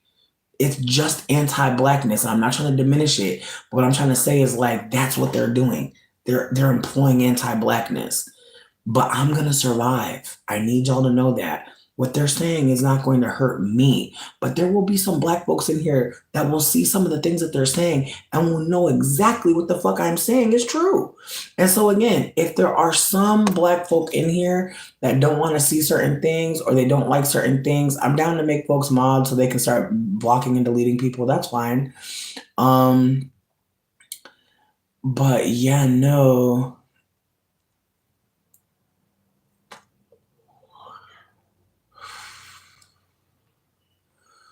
All right. The person that said the court of public opinion, I just don't even understand where you're coming from. And so I just blocked you because I'm good. I'm really good. I feel like there are going to be people that want to talk about certain things, and I'm just not going to be the person that wants to talk about it. Thank you. Oh, yeah. Have a good one. Thank you. Thank you. I don't want anyone here that feels like I have to operate a certain type of way.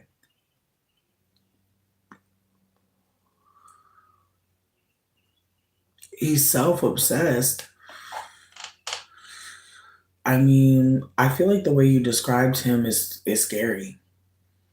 Like if your partner is self-obsessed and doesn't know how to talk to you about the emotions you're having, I feel like you should get away from them. I don't think they deserve you. You're better off being by yourself amongst community than being with this man, it seems. Again, I know we're not going to want to discard everybody or be breaking up with everybody, but I want you to remember what you just said. You said that your partner has a hard time with communicating about emotions with you, but is very much invested, in themselves. It sounds like they may need more time alone. I truly feel like that. More of us need more time alone. I'm not saying everybody, but some of us need some time alone to figure out what we want. I don't think he wants to be in a relationship with you. I think he's in a relationship with himself, and it's the most important. I've been there before. I've definitely been in a relationship while I was more focused on myself. It happens. Sometimes we think we can do both. Sometimes we think we can focus on ourselves and focus on a partner. Again, if he doesn't know how to do that, that means that you and him both need to learn how to talk to each other. But at this point in the relationship, you're noting that he's self-obsessed. She's obviously having a hard time as well. She wants to talk about her emotions. Why aren't we? Notice that. Notice how y'all prioritize this man.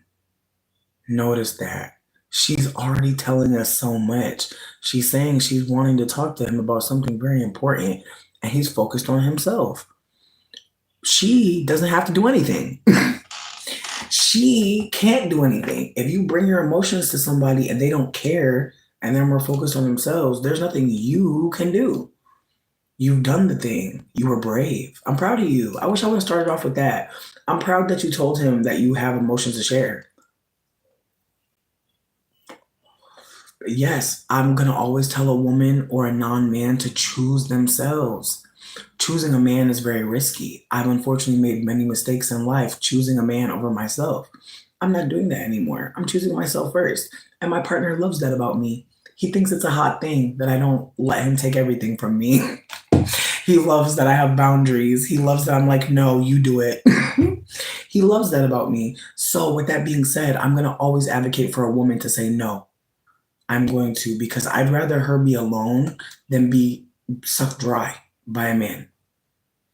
Anthony, thank you for letting us know you're leaving. We love you. Bye, baby. Have a good one.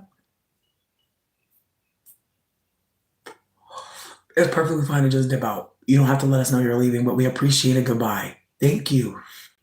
Thank you. There's other goodbyes too. I want to say, what is it? Bonsoir. Bonsoir. Bonsoir. Ciao. That's a goodbye.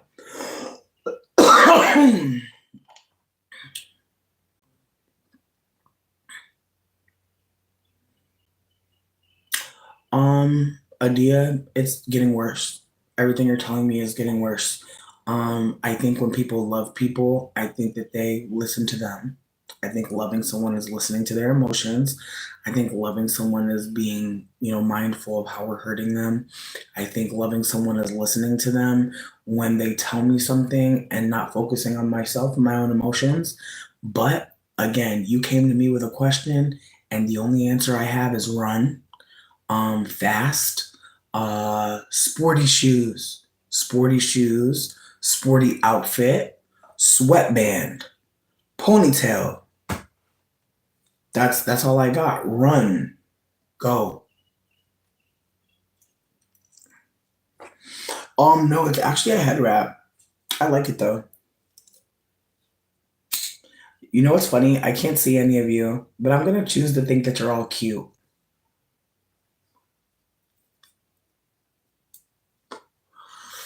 Man, you know what really sucks? Like realizing that white people really want you to feel as shitty as them. Like that's one I would say one of the worst things to realize about white supremacy, but it's one of those moments where you're like, whoa, y'all are not having a good time, are you?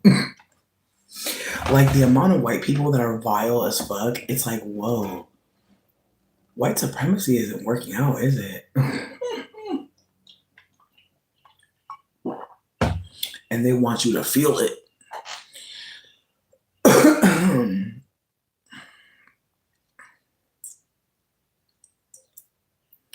Yeah, Adia, this doesn't sound like a good relationship to me, but you sound like you're a younger person, and so unfortunately, and I know this might sound harsh, but you might just have to go through a couple more things. And I feel like that's what we all have to do, right? Sometimes when you look back at how you left the man, you just had to go through a couple more things. Like there are moments where you knew you should leave, but then what happened? You went through a couple more things and then you said, fuck this, I'm gonna leave. Trust me, it always works.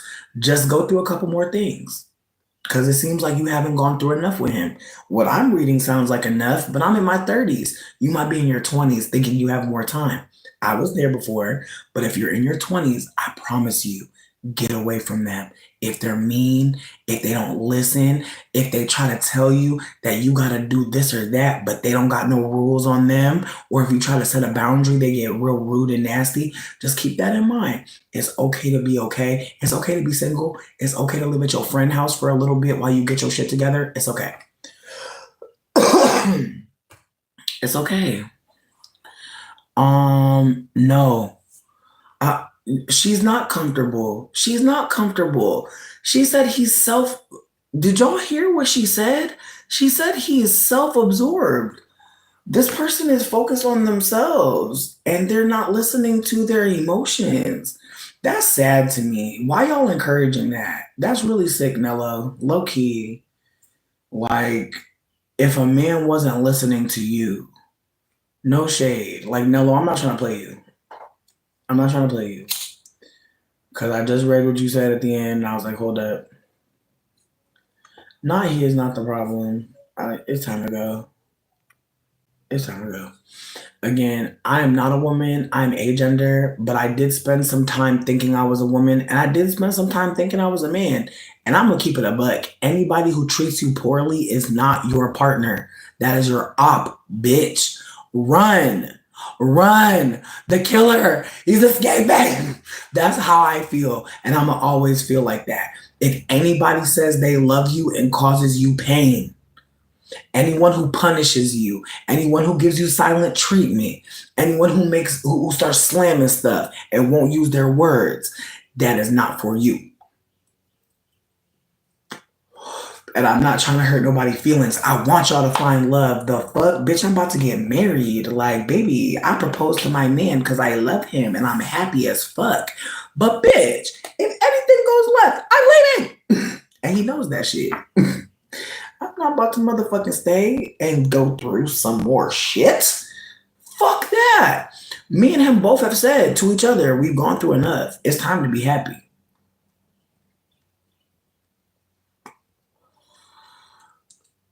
Listen, I feel like you should put some money aside. I did misunderstand you, Nello. That's why I was like, hold up. Baby, Adia, start putting money to the side. Start stacking up. But ask your friends if you could crash at their house just in case. Because I don't know if y'all live together, but the breaking up, coming back together, like I promise y'all, multiple breakups is not normal. Breakups is not normal. It's not normal. It's not normal. Having conflict, normal. Having arguments, normal. It's normal to have conflict. It's normal for us to not know how to love each other correctly. That's normal. But you know what also is normal? Asking your partner how to love them correctly and then showing up how they asked and what they desire and how they desire. If someone's not doing that for you, that's not your partner. That's your op. They are your op. They are not a person to trust. People that punish you, that they make things your fault, when you try to talk to them, when you're talking, there's a fight now. When you want to talk, they're too busy. When you want to be close and connect, they can't be bothered. That's not your partner.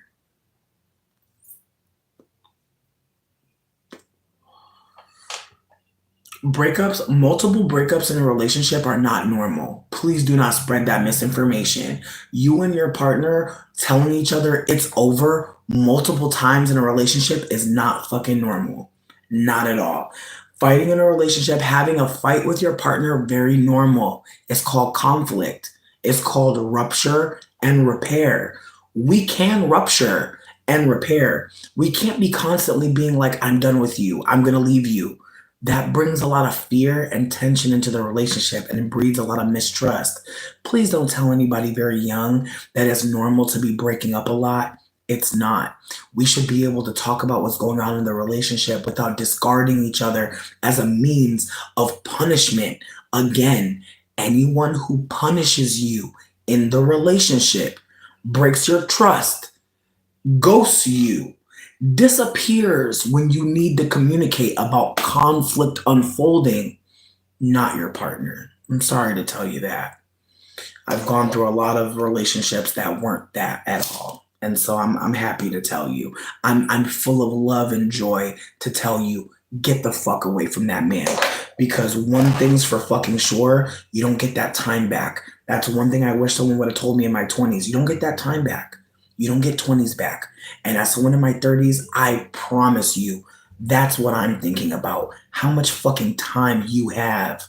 20s is so sacred. And I know it don't seem like it right now with the pandemic, with the motherfucking COVIDia, with all the motherfucking money shit. Bitch, trust me, I'm hearing it.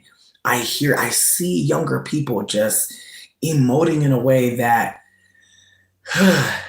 it's the way that I don't see anyone in their 20s behaving the way we did in our 20s. Like the millennials, we got a 20s. I had a 20s. I don't think that a lot of the 20s are getting a 20s.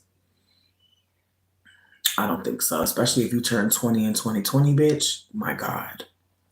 That was a 6-year, bitch. For you. So anybody last 5 years been stuck somewhere, bitch? Yeah, that's crazy feeling. And that makes you do all types of stuff. And that's why I'm saying what I'm saying. Some of the 20s, they're not going to be in a relationship that's healthy. Because who the fuck is healthy right now, bitch? I feel like who the fuck was healthy? When was health here? Like, I just want us to consider that, like, even when I say I had a 20s, I meant like in my 20s, I thought the world would live. I thought we'd live forever in the 20s. Most people who are in their 20s right now are very terrified about the next 10 years. I was never. I wasn't worried about the next 10 when I was 20. Didn't even think about 30s. I heard somebody was 30 when I was 20 and I was like, oh, damn. Now I'm 35 and I'm like, thank fuck. Good God. Like, would I do 20s again? Fuck no. Especially not with the childhood I had. Fuck no. Like, the fact that I made it through 20s. Let me celebrate myself real quick because, wow. I don't want to say never should have made it, only because I can't sing. But literally, like, never should have fucking made it, bitch. Like, the lives I have, bitch. Like, I'm literally a cat. Do you think he's capable of quitting drugs? I see, that's the thing. That's not on you to wonder. That's not on anyone to wonder. And if he promised to quit drugs, that means that, like, you know, that's on him to show you. I just want you to know there's nothing you can do, baby. And I hope you know that that should free you in ways. It probably won't, because in your 20s, you really want to help. I know what that's like. In your 20s, you really think if you just put some love on it, just a little sprinkle of love, baby, it's deeper than that. It's deeper than that. I also feel like if it's getting addicted, baby, he might need to go to treatment or he might need to go date an addict. Just saying, like, I'm dating an addict and it's great. He don't never be worried about me smoking too much, and me neither. Me neither, bitch, and I love it. But if you're worried about somebody smoking too much or doing too many drugs, it's time to get away. I'm gonna be real with you. It's time to go. Yeah, you can't be monitoring somebody's drug addiction. You can't do it. It's not gonna work for you. And then on top of that, like, the relationship already seems like it's kind of volatile. Again, I'm not saying this to hurt your feelings, and I'm really not saying this to, like, really make you have to do anything that you don't want to do. If you want to stay with him, go ahead. Because like I said, all I think you need is a little bit more time, bitch. Between me and you, it's giving you need to go through a little bit more stuff, and then you're gonna see it for what it is. But I hope anybody else who's in their 20s hears me when I say you don't get 20s back. When you're in 30s, you'll know what I'm talking about. 30s, from my experience, you don't get to go through like when you're in your 30s, you don't get to make certain mistakes without heavy criticism. In 20s, it's a lot of people that will see it for you to change. When you're in your 30s is when people are like, you might be fully cooked as a piece of shit. And so with that being said, it's the ways that when you're in your 20s, people are going to give you a lot more grace. I don't know about now. I remember in my 20s getting a lot of grace. I'm also a lighter skinned mixed person, so people really don't go too hard on me about any fucking thing. So I want to put that out there right now. With that being fucking said, you are young. You are vibrant. Look at you. You have so much emotional intelligence. You have so much. You're sharing so much with us about what you're aware of. You're so present. Please don't waste that on this man. Please. Like, there must be some art inside of you. No, we're not gonna do no cocaine, bitch. I never said no shit like that. Good God. Good God. Like, some of y'all just want to get blocked off the channel. I don't understand it. Like, just run up and say something crazy. I'll block you. Don't worry. You'll have to make a new account. Don't worry. I got you. Run up and say something crazy. I'm ready. Just know. Just know. Just know. I got you. And Trilly got you too, bitch. I'm screaming. I'm telling you, you tell one story where you smoked a cocaine blunt by accident and now everybody talking about you do cocaine. It's tragic. It's tragic. But I shared my tale so nobody smokes a blunt at the gas station, at the bus stop. That's why I told my tale, because somebody might be out there down bad, want to hit somebody blunt, and it's not going to be possible. It's not gonna be possible. I'm gonna be real. The new TG team, I'm gonna be real with you. I can't help you. I'm so sorry, but I appreciate you. I appreciate you for breaking silence, but this ain't the place. I'm not gonna be able to save you. My bad. Again, I want us to just be real with ourselves. Like some people gonna ask you for stuff right now. You're not gonna fucking have it. Don't give it. Don't give it. You don't got it. And I seen a lot of people bullying black folk recently too. The fact that I even have to say this shit, leave black people alone. Stop telling black people to go protest. Stop telling black people anything. Leave them alone, please. Especially if you're not black. Especially if you're not a black person. Please, please, please, please, please, please leave black people alone. Please. Anna, have a good night. Thank you. Like I said, leave black people the fuck alone. They don't need to fucking hear from any of us. They're not looking to fucking be told to go anywhere and do anything on anybody's behalf. And the way that the mixed Latino community is operating is disgusting. I've not seen one black Latino pop out. Every single Latino that's talking shit is clearly mixed. This is a moment. It's a big moment. And I don't know if other folks seen the Latino people in the street calling the black police officer the N-word. But I want to be super candid that like that moment was really fascinating for me because as much as I don't fuck with cops, it's like how wild is that to have somebody like mixed, lighter skin calling you the N-word, bitch. They were like, we cannot. The way they be cutting my mic, they're like, girl, we can't monetize Bank of America on this. But again, it's a lot of mixed Latino people who are operating really strange, and it's unfortunate. It's very unfortunate. It's very unfortunate. And I know right now it seems like the moment to be telling black people something, but really, I want all Latinos, all of you, I don't care what color you are, call somebody white, call Blanquito, call Peter, call somebody other than black. Do not call nobody black. Call the conquistadors, bitch. Call the whites. Do not call nobody black. That's that on that.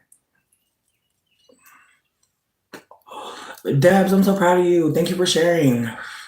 You could call me a racist. Latino's not a race. That's how we know who's here. The people that think someone can be racist towards Latino people, that's not the word for that. The word is xenophobic. And if I was being xenophobic, I would probably be operating like Latino people should go somewhere else and be saying some weird shit like that. I don't want Latino people to be deported. I don't want them to be harmed. I want them to stop telling black people what to do. I want the non-black Latinos to stop because they are very loud and there's nobody pushing back on them. The conquistadors, bitch. For real, call them. Call them immediately. It's just, again, it's the way that people want. Hear me out. For anybody who is living in America right now, unless you are here because your ancestors were brought here, baby, you illegal as fuck. You are very illegal as fuck. You should not be here, bitch. You are a colonizer. Sorry to tell you that, but I'm actually really great to tell you. I'm really happy to tell you that because some of y'all don't realize that. Some of y'all don't realize y'all are colonizers. Some of y'all don't realize like nobody who came here after you is less of a colonizer. Most of the key is because like between me and you, it's the way that yes, some Latino folks did come here to start a new life, send some money back home. True. But was it the brown skin? No, it was a lot of mixed Latinos who made it out. Why? Light skin privilege, colorism, anti-blackness. We must connect the fucking dots. And so it's very fascinating, all of these Latino people popping up online to be like, black people care about us. When it's like, you know that there's black Latinos, right? Like it's the way that it's a bunch of mixed Latinos fighting for what exactly? Preferential treatment? Because again, it's the way that a lot of black Latinos have already been snatched up. It's the way there are black Americans getting snatched up. No one's talking about that. We're very focused on the white and Latino folks being snatched up as if there have been no black casualties. But if we're being really candid, it's the way that black folks have been casualties for and now we're supposed to focus on people getting sent to a random concentration camp in the middle of fucking El Salvador. I'm gonna be real with you. Call white people. Call your congressmen. Remember when y'all was bachataing? I will vote for Donald Trump. Remember that shit? Call him. Call him. Don't call black people, please, God. Leave black people alone. It's so fucking weird. And it's the way that I've seen some black folks pop out like, I'm here with the Latinos.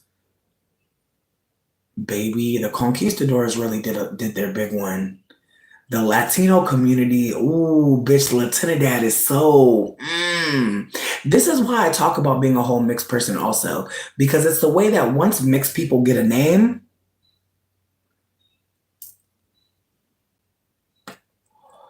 once a name is given, it becomes something. Okay, you said you're European. You said your people were colonized by Northern Africans. What color were they? Were they black? Probably not. Bye. My goodness. Thank you. Thank you, Allison. Thank you for saying this, Allison. We appreciate you so much. I appreciate everybody for opening up their mouth and talking, because this is a dangerous time to be talking about this topic. I already know.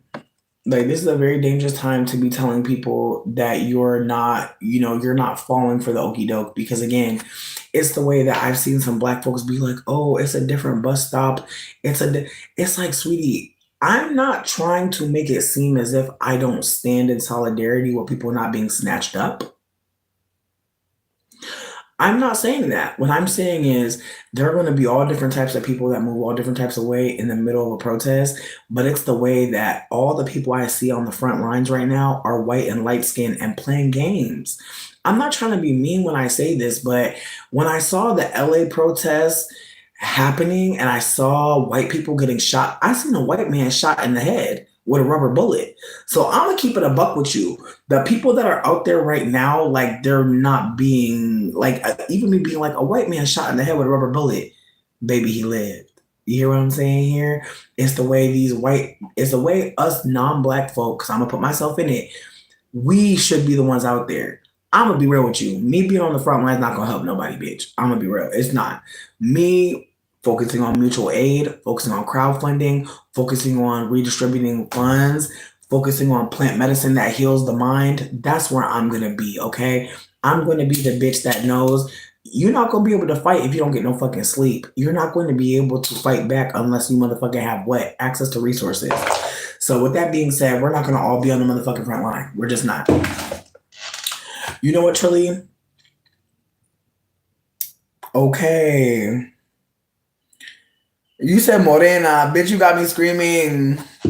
But see, that's the thing too. It's like the way that people really expect Black death. Can we talk about that? Because that's what I hear when the Latinos are like, go outside.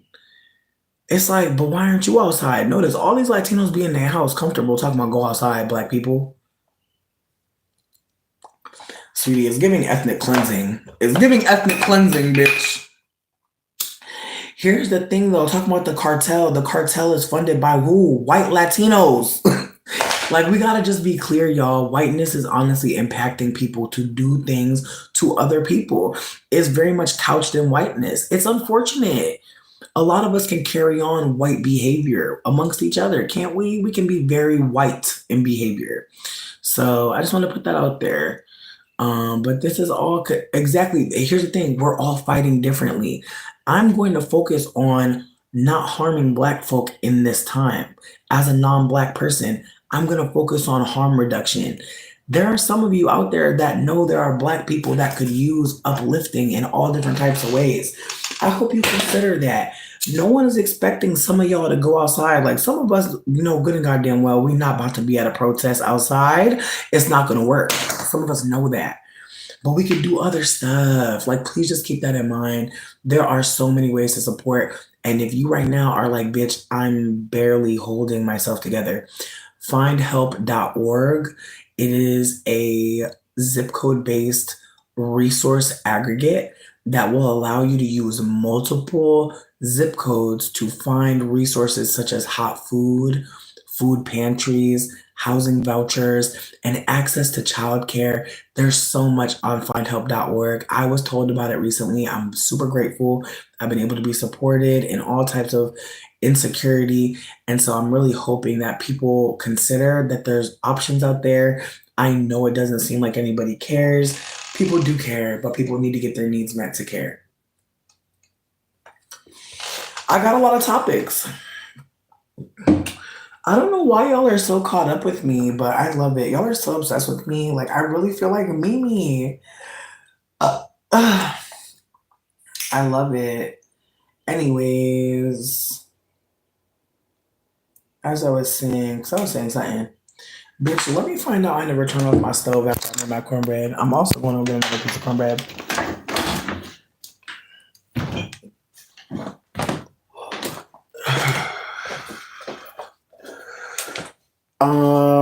Tanya, you think I'm doing harm by telling Black folks not to harm themselves by listening to non-Black Latino people who are causing harm? Again, I seen a person tell Black Latino people not to use bruja in their name because they're not really Latino. Bitch, this is how you know the cornbread popped up. Look how it popped out. Look how it popped out, bitch.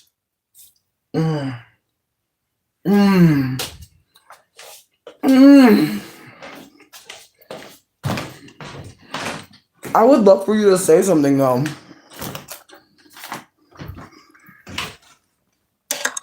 Like, I'd really love a real time moment. If you don't want to offer that, I hear you. But I have all my links on my page. I'm not gonna say it here because some people are lazy and they'll just hate me here. You feel what I'm saying? They're not gonna click on the link. So if you want to click on the link, go ahead.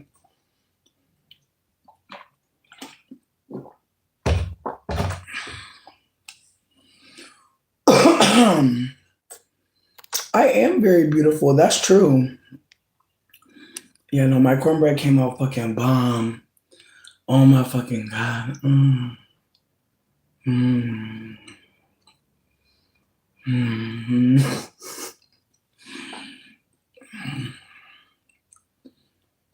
Oh no, definitely. But hear me out. Do you know everyone that's here, Tanya? No, you don't. So I really want you to consider that you don't know who's here, like me, which means that if there's a moment to disrupt the idea that anybody Black needs to show up for non-Black people, I'm gonna do it where the most people watch me. So I want you to hold space for that because you are newer here.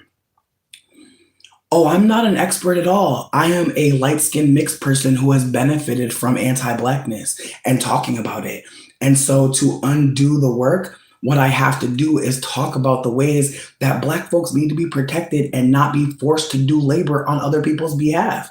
I understand that it's uncomfortable to see a lighter-skinned person be candid, but one thing I want to stress is that it's not on anyone Black to be saying the things Black people are saying. It's on everyone else. That's what I'm trying to explain. At some point in decolonizing, many Black people realize there's nothing they can do. It's on the rest of us. So Tanya, you may be thinking that you're urging me to like decenter myself, but if I was centering myself, I'd be sharing more experiences about myself. What I'm saying is leave Black people alone. What I'm saying is leave Black people alone and leave Black people alone. I'm not an expert on anti-Blackness, and I've been very candid about the ways I've been anti-Black and causing harm. I think, unfortunately, you're going to be uncomfortable here if you are a Black person and you don't hear any light-skinned people standing up for Black people, especially us non-Black folk. Unfortunately, this work is necessary. It's unfortunate to say that, but this work is necessary, and I don't see the white passings doing it. Do you? I don't. And if we don't do it and we're able to blend into Blackness, what's really going on? So again, I think unfortunately there are going to be some people who are very, very triggered by me because they see me as a Black person. And so me saying what I'm saying is going to be important to somebody else, maybe not you, but to the people that think of me as Black or who see Blackness being flattened, me being like, leave Black people alone. That might make them more curious. That might make them wonder, like, what don't I know? like this person is non-black, it may make them ask more questions. It's unfortunate, but that's just the reality. And again, I am gonna always benefit from anti-blackness because I am a lighter skinned person. I'm gonna always be colorist. That sucks, but that doesn't mean that I be quiet. Again, there's a huge conversation happening right now where people are being, um, again, Tanya, there are so many people that watch me. I understand that you might think there's only black people here. There's not. There's clearly white people and so many different people. Again, I really appreciate folks for trying to stop me, but I think that that's what reminds me how important this work is because there are black folks talking about this. And if us non black folks don't talk about it, it makes it seem like that's what black people are supposed to do, be talking about trials, struggles, harm. No, black people are not supposed to be doing the heavy lifting. It should be everyone else. And what you're doing, unfortunately, right now is causing harm by making it seem like only black people should talk about anti-blackness. No, no, that's what puts targets on black people's back. I hate to tell you that. The amount of harm that happens to my favorite creator, Maya's World, because more of us lighter skinned people don't say we're colorist. We are part of harm. Again, I think some people are unfortunately going to be triggered, and I've been trying to put content warnings on my stuff. But Tanya, you're pretty regular here. You know I'm going to be talking about anti-blackness. I'm experiencing it. I'm also at times perpetuating it. It's hard to know, but I appreciate you wanting to call me in. I feel like I'm gonna go to like people that I know, not to you. Like I'm gonna go to people that I know. Like I'm gonna talk to people that actually care about me. You know what I mean? And I don't mean no shade, but Tanya, you're very new here. And again, oh, word. And see again, what spaces are you talking about? Tanya, give me some examples of spaces where you think I should go. Help me. If you think that this space is a space that is not the appropriate space, and I'd really love it if you'd explain why you think you know who's all here. I'd love it if you'd illuminate that for me, because that's a moment that is really fascinating, that you think you know who I'm talking to when there's new people coming in all the time. We haven't had 50 people in the room in a minute. So that's why I'm just like, why are you assuming that like you know who's here and who I'm talking to? I'm talking to not just you, Tanya. So please keep that in mind. Because I'm mixed, there's going to be all types of people that come in here. White, Asian, black. Exactly. There's new people coming in here all the time. So I'm going to always take a moment and talk about anti-blackness. I am. I'm going to talk about colorism. Am I going to say I know what it is? Fuck no. I know that I'm a colorist, though. I know I've done colorist things. Again, it's not going to make anyone feel comfortable. And again, I've seen moments where white people talked about whiteness, and it was like, dang, you really are listening. Like it was obvious this white person's been listening. And that is why they're doing what they're doing. Like, and again, at first it had me a little fucked up because I'm like, damn, this white person seemingly knows so much, but it's like, no, they don't know so much. They know that it's important to talk about things from their perspective so people can hear how they think.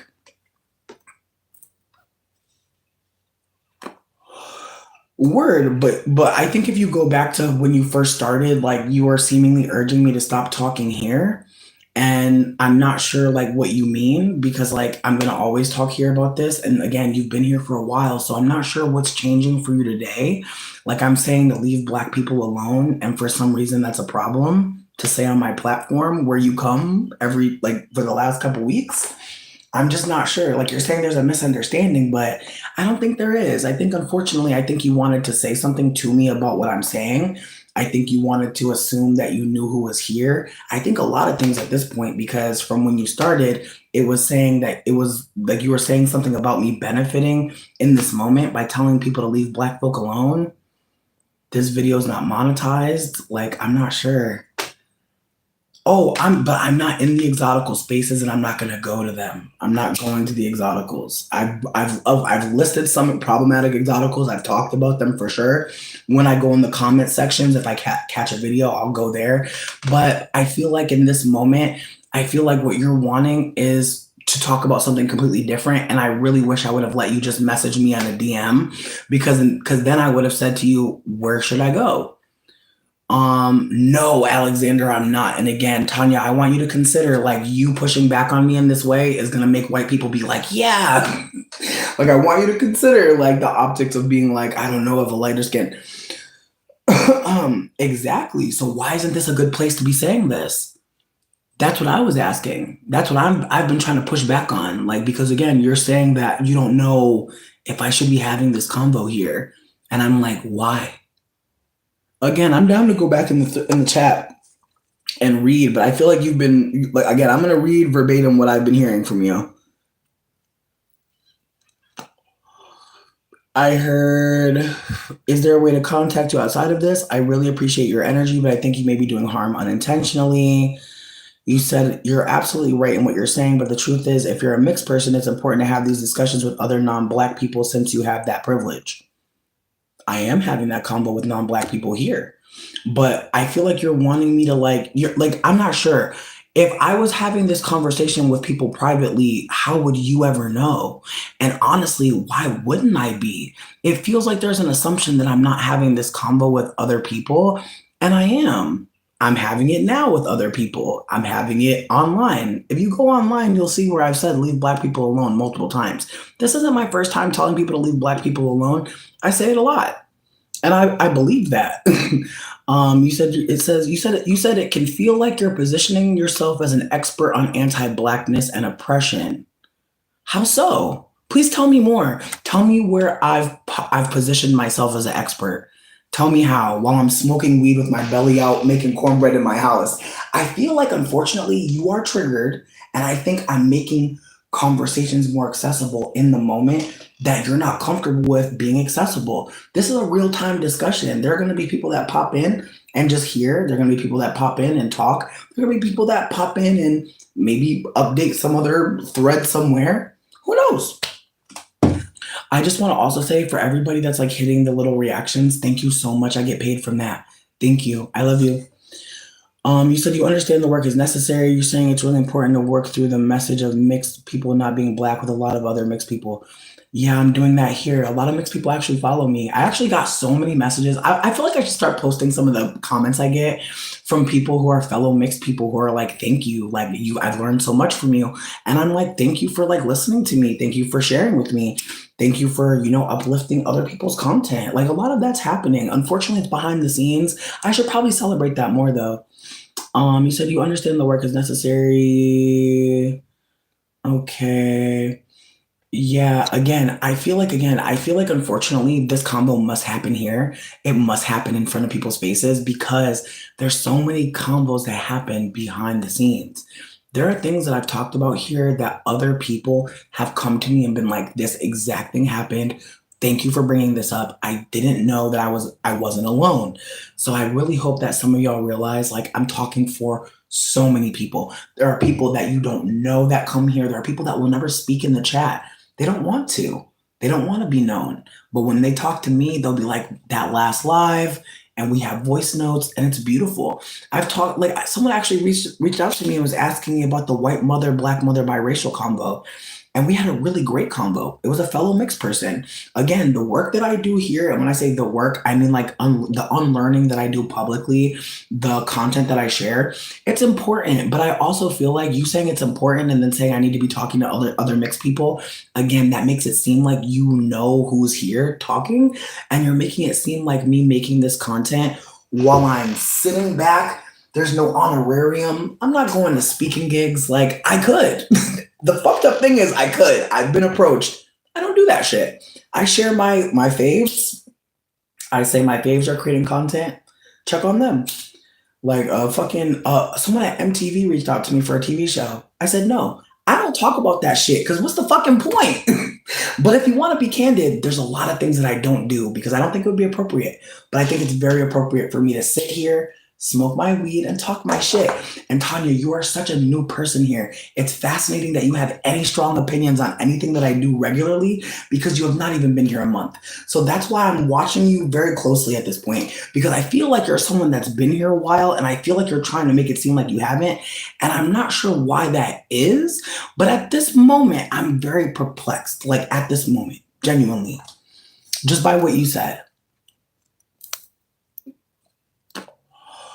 All right, you said there are lots of exotical spaces online these days and community spaces online for mixed race people who are talking about their plight but don't see how they contribute to harm. You're basically telling me to go random places that you're not naming to find biracial souls to save? That is inappropriate. Unfortunately, I really want people to consider this. A lot of us privileged people have to be willing to be teachable. It's more realistic that someone's going to come to my platform to hear me versus me going to them. I'm not saying never. What I'm offering is that there are going to be moments where people come here, they take something in, and then we talk elsewhere. But the idea that I'm going to spend my time trying to talk to fellow mixed people online and share it with you, I don't think there's a point to that personally, but I do think that if you follow me online, you see my engagements, you see what I'm doing. I'm really not doing any of this for anyone to really care about me too deeply. I'm simply uplifting a message. I'm a parrot. I'm not important. But if you think I am, thank you. I appreciate that. But again, if you don't appreciate my content, if you don't want to hear what I have to say, that's okay. I try to share the links of the people that say things better than me. And again, as I said, I'm having a really great life, having a great day. Nothing's bothering me. I'm feeling good. But if anyone tries to tell me that I shouldn't be uplifting this message, you're a fucking op. And that's how I feel. If anyone ever tries to tell me, because I'm not going to sit back and watch Black women be erased. Never, ever, ever, ever, ever. And that's what I'm seeing. Even the conversation that Black people should be outside, they're not talking to Black men.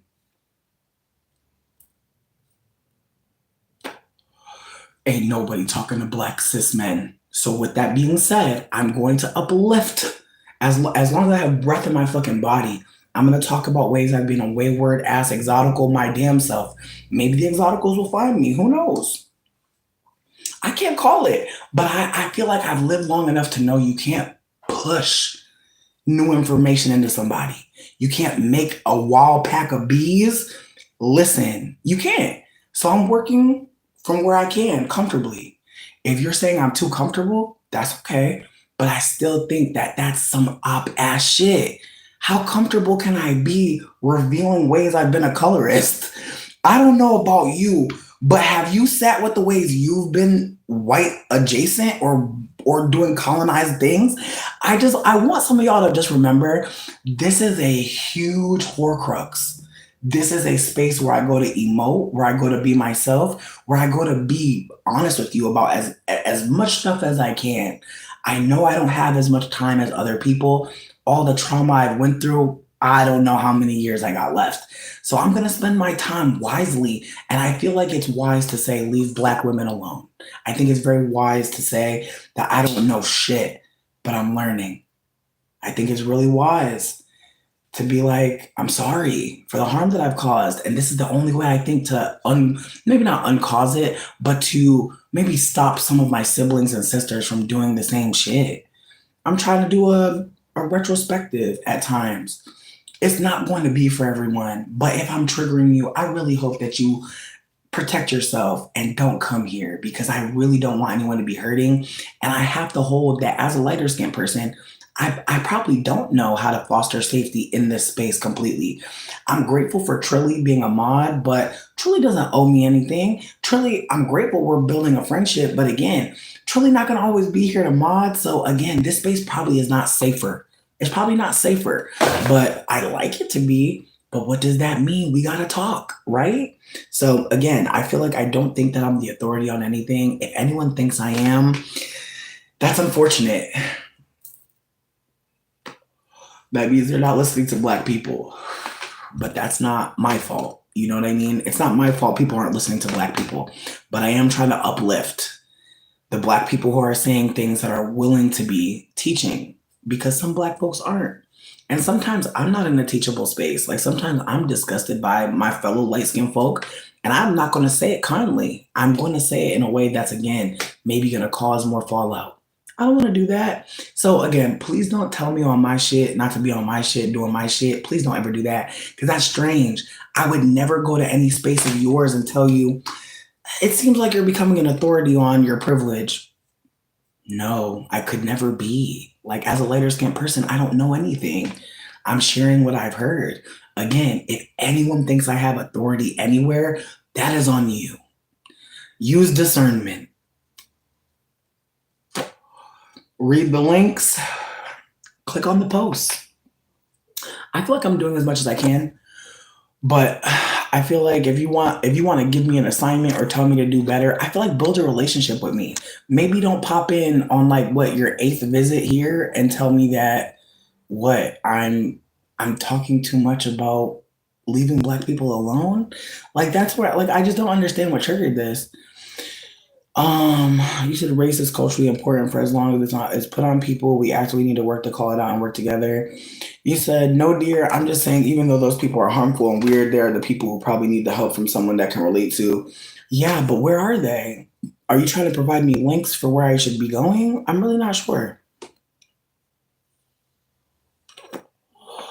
You said, my apologies if you're incorrect. I'm just only heard you talk about how other light-skinned and mixed people have been triggered and upset about you no longer identifying as Black.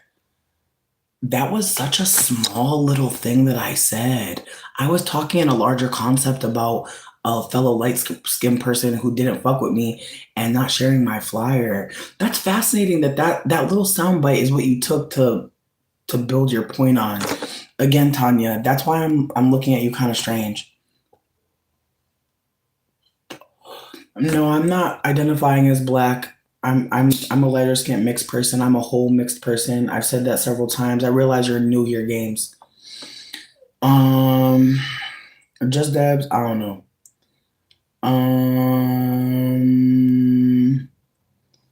There are many genders. There's no limit. I do have 4 titties. Thank you. The more titties, the better. Why am I fat, bitch? Because I'm cute.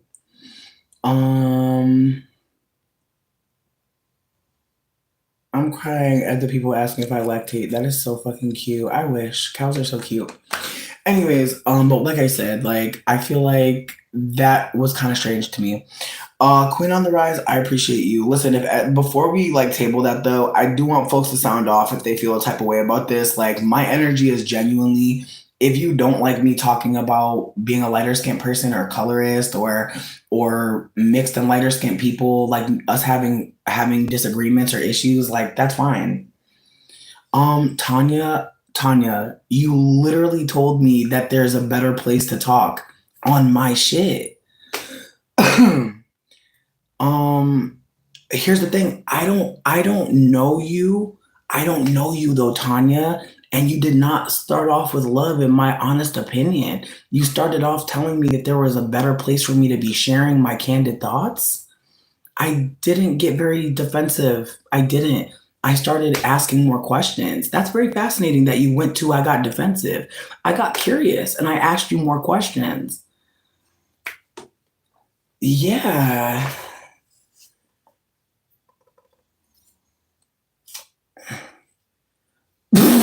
Truly. Listen, like I said, I feel like there are going to be people who are not into this kind of content. They're not into a lighter skinned person being super candid about how anti-Black they've been. Other instances of lighter skinned people being anti-Black.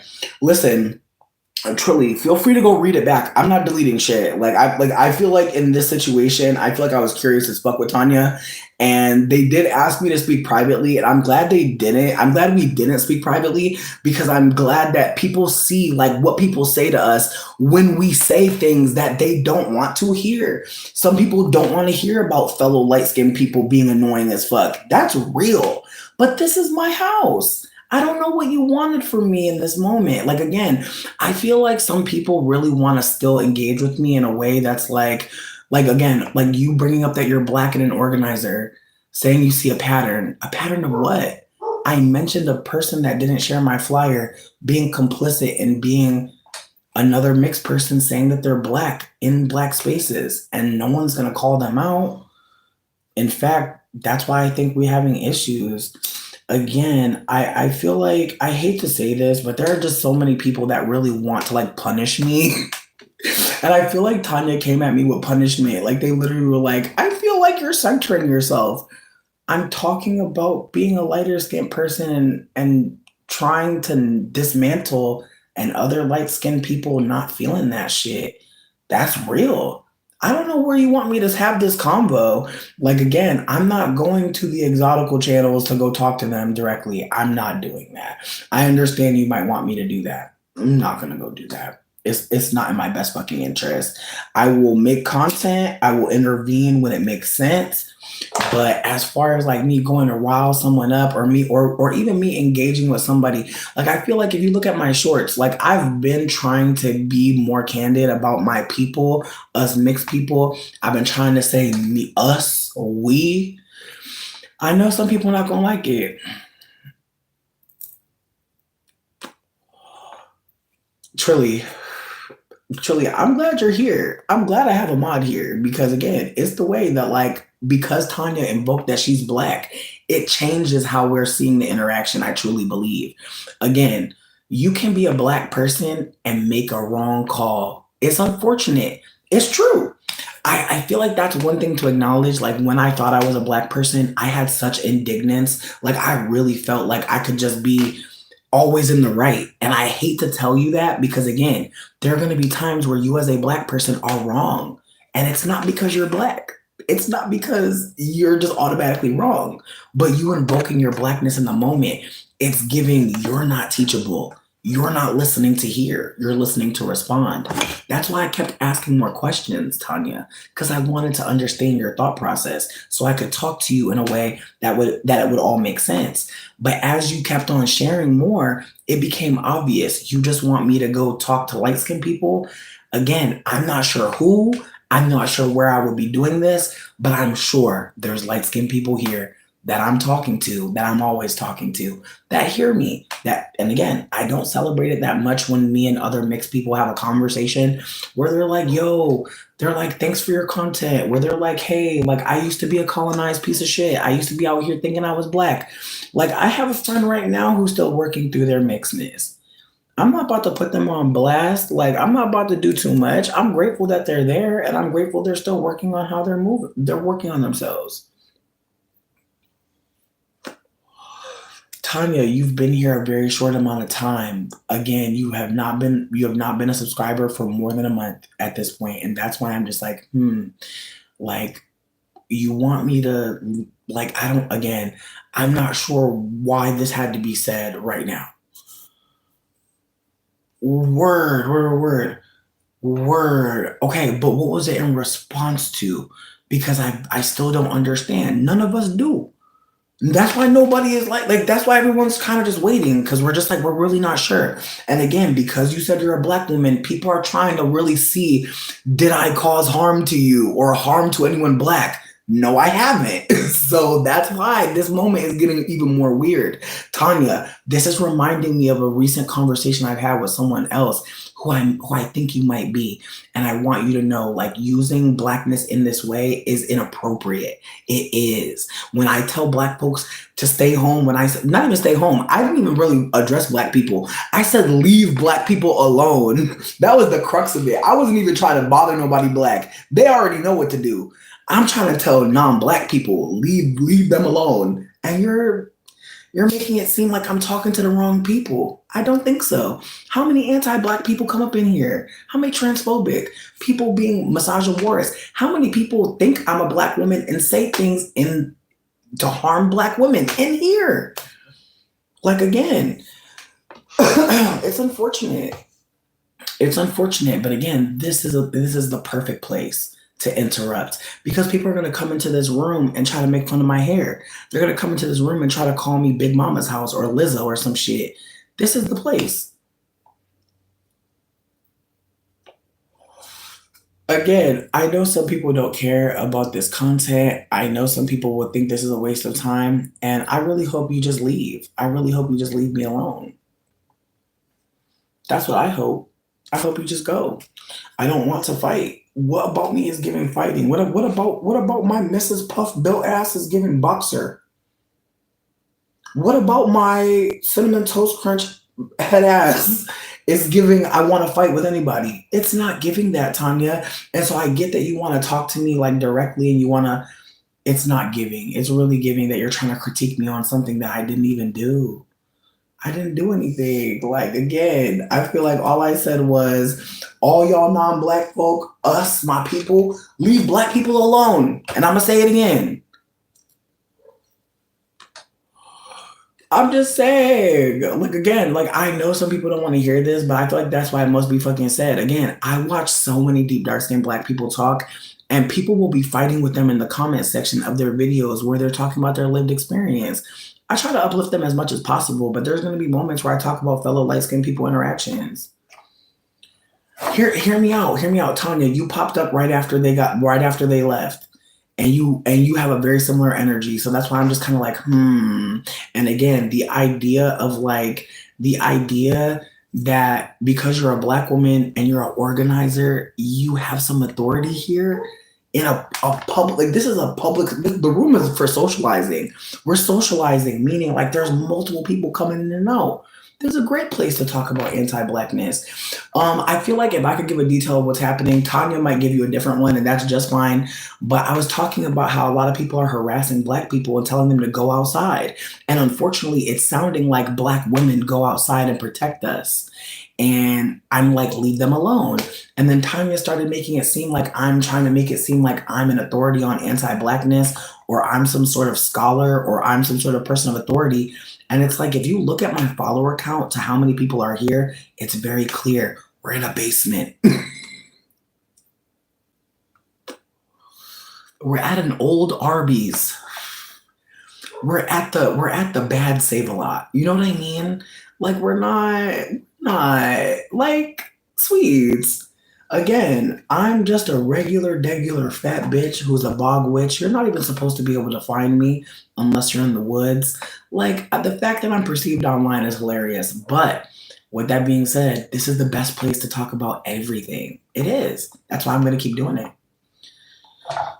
But you named that you were a black woman and an organizer as if that should give extra weight to what you were saying, and you were wrong. So I want you to consider in the future, when you try to call someone in or out, consider why you're saying certain things, what you're intending those things to do in the moment. Because again, if I was being anti-black in that moment, that would have maybe inspired people to maybe attack me and harm me. I want you to consider why you're doing certain things. Do you want someone to be punished, or do you want to love someone? If we're not going to be loving, then don't say it. It's okay to leave me alone. And the person that asked why I stopped identifying as black, I want folks to go to a video called Are There Deep Dark Skinned People in the Future? It's by a creator called Mayo's World. She is amazing. I'm so grateful I get to perceive her. I'm so grateful she creates content. Without her content, I would not know all the ways I've caused harm. And I don't want to make it seem like I know all the ways. I want to say I wouldn't know some of the ways. I'll say that. I wouldn't know some of the ways that I've caused harm as a lighter skinned mixed person, and the erasure of deep dark skinned people from black spaces, identity representation. And I've said in other videos, there's a reason why I could learn about anti-blackness and never, ever go towards pigmentocracy, never start to sit with the ways that colorism is very much a part of anti-blackness. There were a lot of things that there were a lot of mistakes I've made being candid online, and I don't think I'm making one right now. And that's why I'm being so indignant, because I have made many mistakes. And so it's very important to me to uplift mistakes I've made, things I've heard, things people have done, because there are going to be moments maybe in your life where you see people who are doing a certain type of thing. Tanya, am I taking up space in this moment on my platform? And that's a problem? Like, I'm just not sure what you're trying to tell me, because it seems like other mixed people have caused harm in spaces, and maybe you're trying to get me to see that that's possible for me to do. I'm aware of that. I'm not sure that that was necessary right now. Thank you so much, Trilly. I appreciate you genuinely. And again, I'm never trying to make it seem like, oh, you remember when I was Tatiana Mercedes? That's so cute. Yeah, that's my real first and middle name. I mean, my real name, not my stripper name, is Tatiana Mercedes. Yes, it's spelled like that, Tati with the hyphen and a capital ANA. Yes, my middle name is really Mercedes. No, that's not my last name. Okay, now we were like before we became a skin being. Rosalind, I gotta go. But again, it's the ways that, like, again, when I thought I was a black person, I wasn't alone. I want to put that out there right now. There are a lot of us mixed people being told we are black. There are a lot of mixed people being told by our family members that we're black. There are a lot of people who are saying that we are black, period. And again, it's on us to name that we're mixed people. It's not on anyone to find out that we are mixed. And again, I'm not trying to make it seem like I know every fucking thing. I feel like I say this every fucking time. I don't know everything. I couldn't know everything. I know very little. And that is why I share content from people who know more than me. Because as someone who's an elder, now that I'm 35 or 35, I am aware that I must listen to people who I have privilege over, or who I oppress, rather, people who I oppress, and I must listen to younger people than me, because if I don't, I'll be missing out on new information. And so again, I'm hoping that Tanya knows I'm not trying to kick you out or fight with you. I genuinely was trying to understand where you were coming from, because I don't want to cause harm. But it seems like you may have been triggered by past light skinned people doing a lot. And I know for a fucking fact they were not saying the shit I'm saying. So that's what also kind of has me like squinting my eyes, like you're comparing me to random light skinned people that we don't know, but you started off by saying there's light skinned people that need to hear this content. I don't know what else to do other than keep on creating the content and keep on uplifting when I can, IRL, online. But I really do think in this moment you might have tried to like tell me like I needed to do more when I was doing more. And I think that unfortunately for you, it wasn't enough. That's real as fuck. I feel like unfortunately I don't know how to do more for you. I know that what I'm doing is making me feel comfortable. I know that what I do outside of this chat is making me feel comfortable. That's how I feel. I feel like if you want me to feel uncomfortable, if you want me to like go out of my comfort zone, I'm hearing that. I'm definitely hearing that. But I don't know how much more out of my comfort zone I could be by proclaiming that I'm a colorist. Not even like I feel like I don't even do like the typical like light skin ally shit where I'm like, yes, I'm a lighter skinned person, and because of colorism, like I'm not doing that. I'm not doing that. I'm rooting all of it back to white supremacy. I'm rooting it all back to anti-blackness. Like I'm not even trying to play with people and be like, oh well, I'm part black, so I have authority. I'm not doing any of that. I'm not like I feel like I've seen a lot of that recently. A lot of mixed people that have black ancestry being like, well, we're black, and even if we're not, we're the most marginalized mixed people. Like I've heard that recently. A lot of mixed people saying if you have black ancestry, you're on the bottom of the mixed totem pole. That convo's unfolding. You didn't upset me. You had me quite perturbed as to what you were wanting in the moment, because you asked to have a private convo, but then when we actually were having the convo, it's a convo that really shouldn't be private. If you don't think I'm doing enough, that's real. But offer suggestions. Like come at me with like loving me would be like, hey, this thing is unfolding here. Send me a link. Tap me in.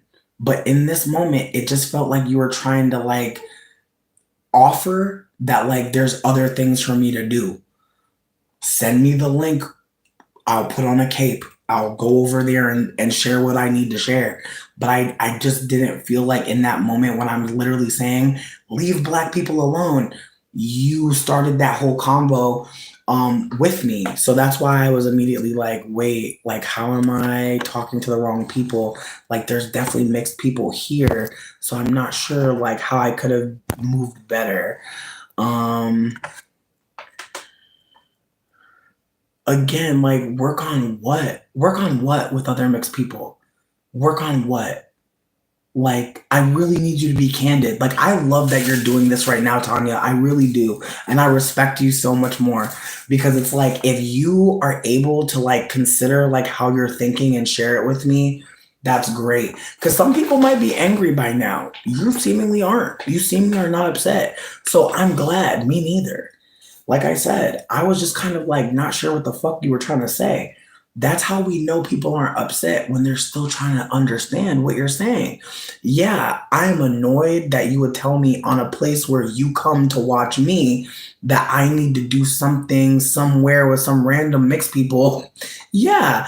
Again, if you ever organize an event and someone comes up to you and tells you, yeah, you know what? I love what you're doing, but you could be useful elsewhere, I'm sure you would give them the same fucking response. Like, what the fuck are you talking about? Like, what do you mean? I'm sure if somebody came to an event that you organize or a space that you set up and had more work for you to do, you're like, what do you mean? Like in the middle of you doing work, they're like, I know where you could be used. I just want you to consider how you're communicating. It's Gemini season, so Mercury, our mouths, like how we're communicating, real fast. And so that's where I'm trying to slow down moments and ask people, what do you mean? Where is this coming from? Because then you start to unravel a bit. And sometimes you find that this person is just carrying something that, again, is from other people causing them harm. Which, why would I want to cause you more harm if that's where you're coming from? But if you're coming from a place of like, you shouldn't be doing this, and again, even saying my work, I'm not really doing any work. I'm just having very candid conversations with people, and I'm grateful. I'm not charging anybody to be here. There's no ads. You can come and go as you please. And for the most part, you can say anything. People have said literally anything here. And we're chilling. And I appreciate Trilly even asking me like, yo, you trolling back? Because sometimes. But I don't come here to waste anybody's time. Not even my own, truly. I get a lot from this space. I get a lot from talking to you, and I want to operate like that. And I want to be honoring the chat by knowing that y'all are coming here. Maybe y'all are at work. Maybe y'all are eating a good snack. I don't want to fuck up the digestion. Okay, but like, I do have a platform, and I use my platform to uplift Black folks who say things that I could never say. I'm not sure. Hear me out. I can't help anybody Black unless I ask them what they'd like for me to do. And so I want to put that out there right now, that like me thinking that I could ever just randomly help Black people by saying certain things, that's not true. I think that what I can do is potentially uplift things that other people will listen to because I have a platform, because of my privilege. But I think, unfortunately, in this moment, as I said, this is a socializing room. I came in here to chill, and it ended up being a moment where we talked about all types of stuff, like we always do, Tanya. As I said, you've been here a while. I know that my profile is sizable and impactful, and I feel like I'm using it that way. Okay, see, now you're getting more to the point. You're saying I should talk to some mixed people. Do you want to share anybody I should be having a discussion with? Because it seems like you're wanting me to have a discussion with like a mixed person, maybe on camera. I'm not sure if that's what you're requesting. But again, if you want me to do more work, I'm hearing you. But I need more information. Because I don't know who the fuck even want to talk to my ass. Like, I feel like that's another thing. Like, somebody hit me up to collab on a podcast. And they ghosted me, and it was hella awkward because if I'm being candid with you, I don't think we'd have a good podcast. Like, I think it would be entertaining as fuck. I don't think it'll be a good podcast because I feel like her energy, she very like I mean this with so much love, but I feel like there are times where I notice her trying to punish people instead of being loving, and I just feel like I think she'll get real annoyed with me, and I honestly think that's why she ghosted me, because I don't want to punish people anymore. Like, I used to be on that shit. I used to be like, oh, you do something to me, I'm gonna do something to you. Now I'm like, why you did that? Because I might find out that you just, you were being careless. I might find out that you don't even know that we got a connection. Okay, so you want me to have private, like what? Okay, but what makes you think I'm not already doing that? Like, I'm not sure what inspired you to bring that up. That's what I'm wondering. Like, do you want to just send my videos to them? Because that might be helpful. That might be something you could do. Like, you already know it seems like you're appreciating what I'm doing. It seems like you know people that could use my content. Share my content. It doesn't seem like there's anything for me to be doing that I'm already not doing. I'm already talking to fellow mixed people. I'm already talking to white people. I'm already telling people to leave Black people alone. I'm not trying to say I'm done. I'm just trying to say I just don't think this was the moment, Tanya. There's going to be moments, though. Don't worry. I guess you're wrong a lot, honestly.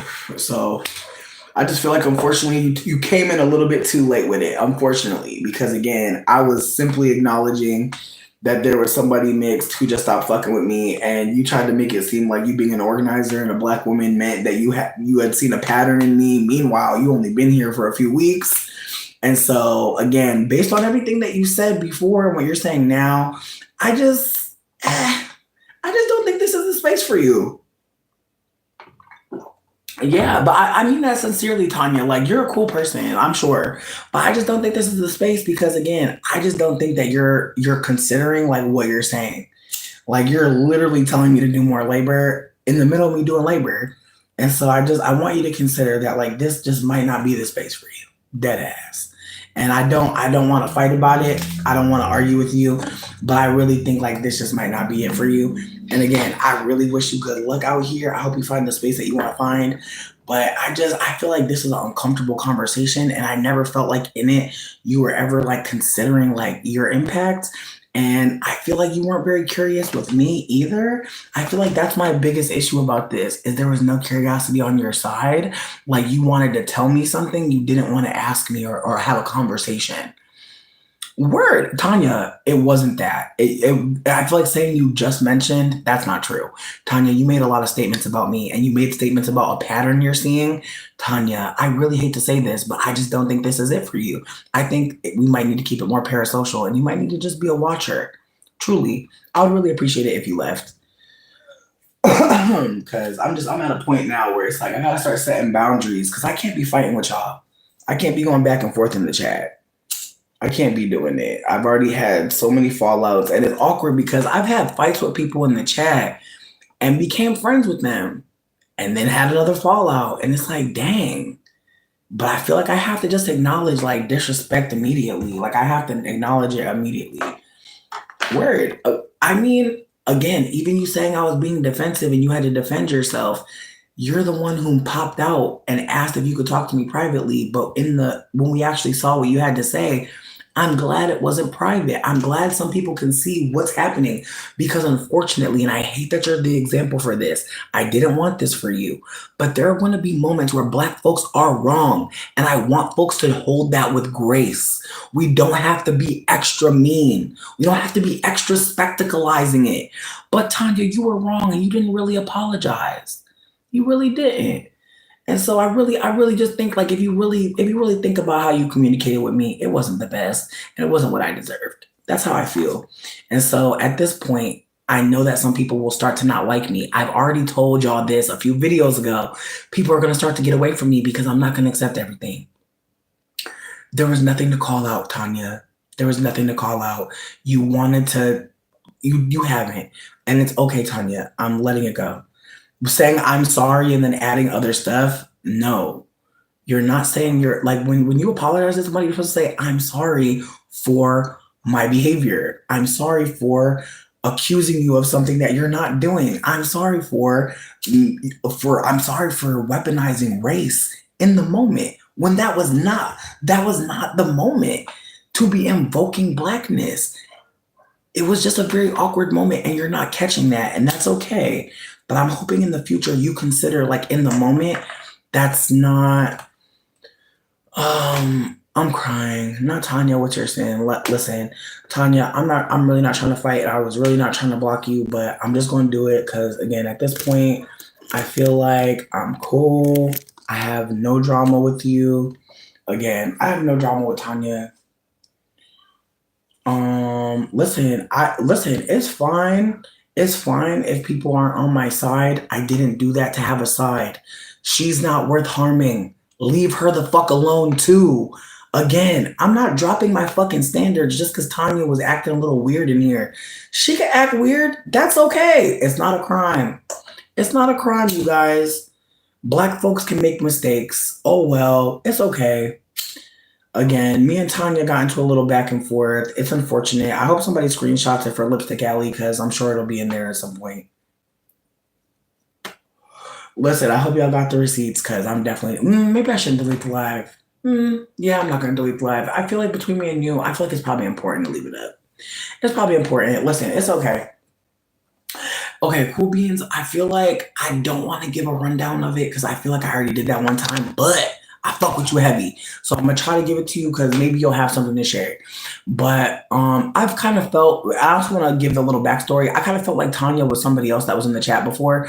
And when they invoked that they were black, that's what made me think it more than I already did. But like I said, me and Tanya got into a back and forth because I was telling people to leave black people alone. There's been a lot of Latino people.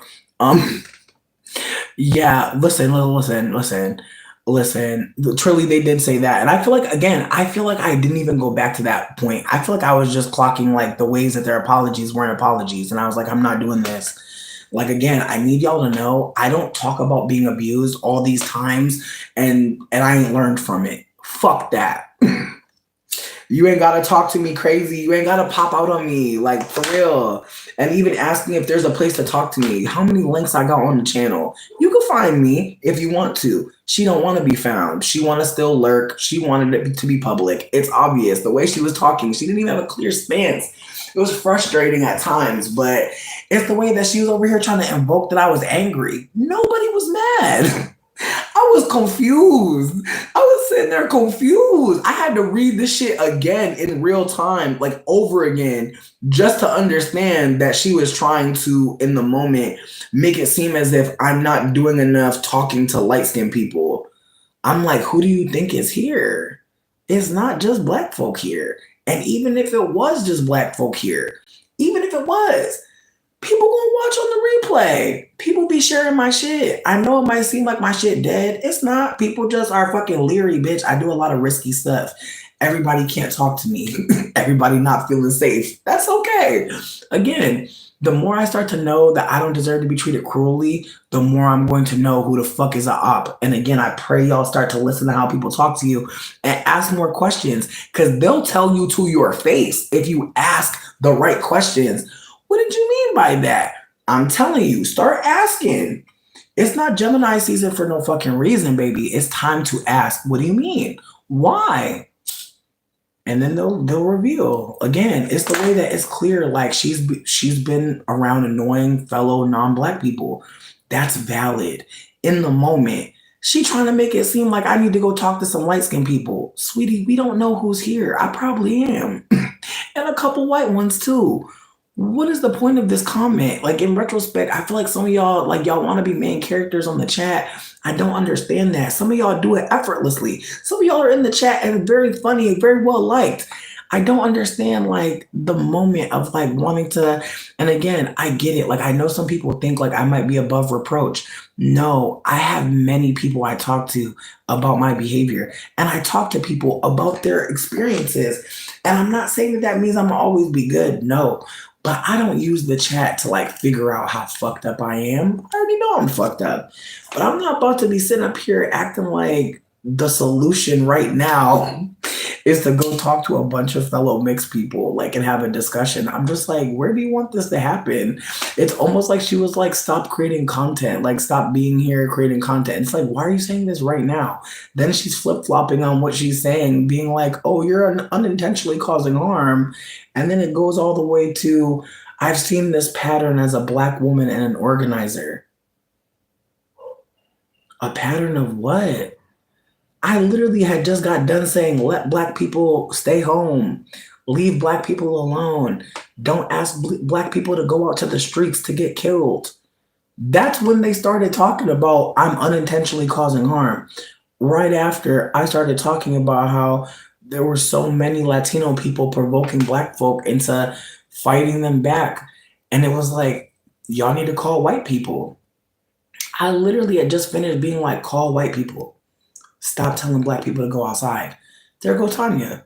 Again, I feel like some people want to be main characters in another thread, and that's fine. But please,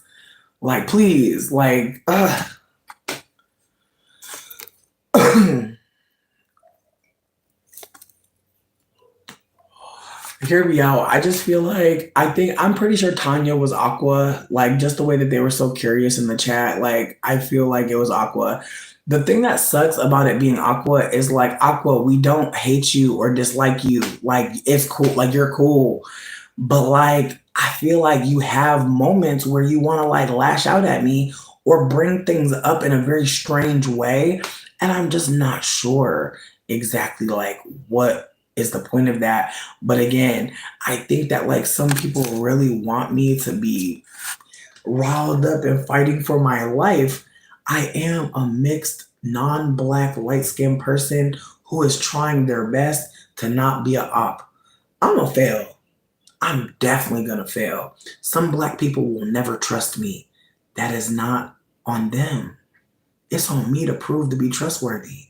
So again, I don't take no delight in getting Tanya out of here. I love people that talk in the chat. It be boring in here sometimes. I'm not that fascinating all the time. Sometimes I just be going through stuff and I can tell a good story. I'm aware of that.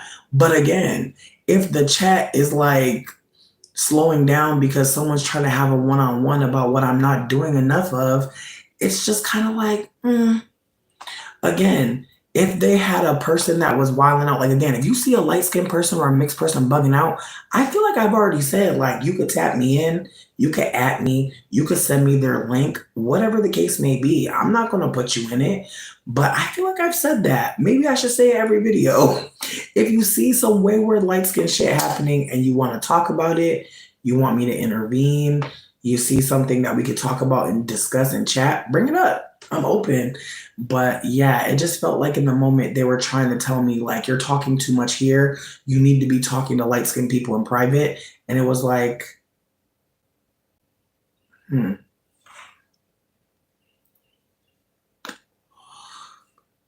I don't think she was trying to teach me anything. Like, I'm like, poor beans, I don't feel like she was trying to teach me anything. The original request was to send me a direct message she asked to send me a DM about me causing harm. And I said, I'd actually like the smoke in real time. I'd actually like to have a real time moment. And I feel like in the moment it was giving like, okay, well, I see you having this conversation and it's giving like you're an expert on anti-blackness. I'm looking like an expert on anti-blackness? And like, I was just asking questions, like, because I was just very surprised that she was saying that. Like, she was telling me that I could be causing harm. And I'm like, how so? And then she's like, I just feel like you should be having this combo, like, away from cameras with other light-skinned people. And I'm like, how do you know I'm not? Again, I stayed curious with her. That's why I'm not going to delete the video. Because I feel like if I ever got angry, I feel like that's valid to be annoyed, frustrated, perturbed. I feel like all of it's valid. I don't think I ever was cussing her out.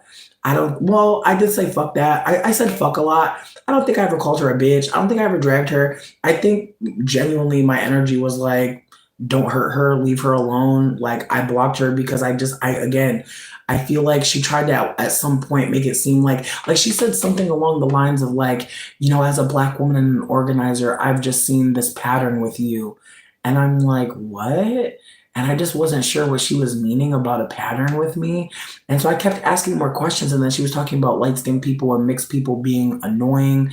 And I'm like, word, like, again, I'm not going to make it seem like we're not annoying. We are. But in the moment, it felt like she just wanted to shut me down. Like, it felt like that to me. Like, she was trying to, like, shut down what I was saying, which in the moment, all I was saying was leave black people alone. Stop telling them to go out to protest. Like, in the moment, I'm literally like, stop telling black people what to do.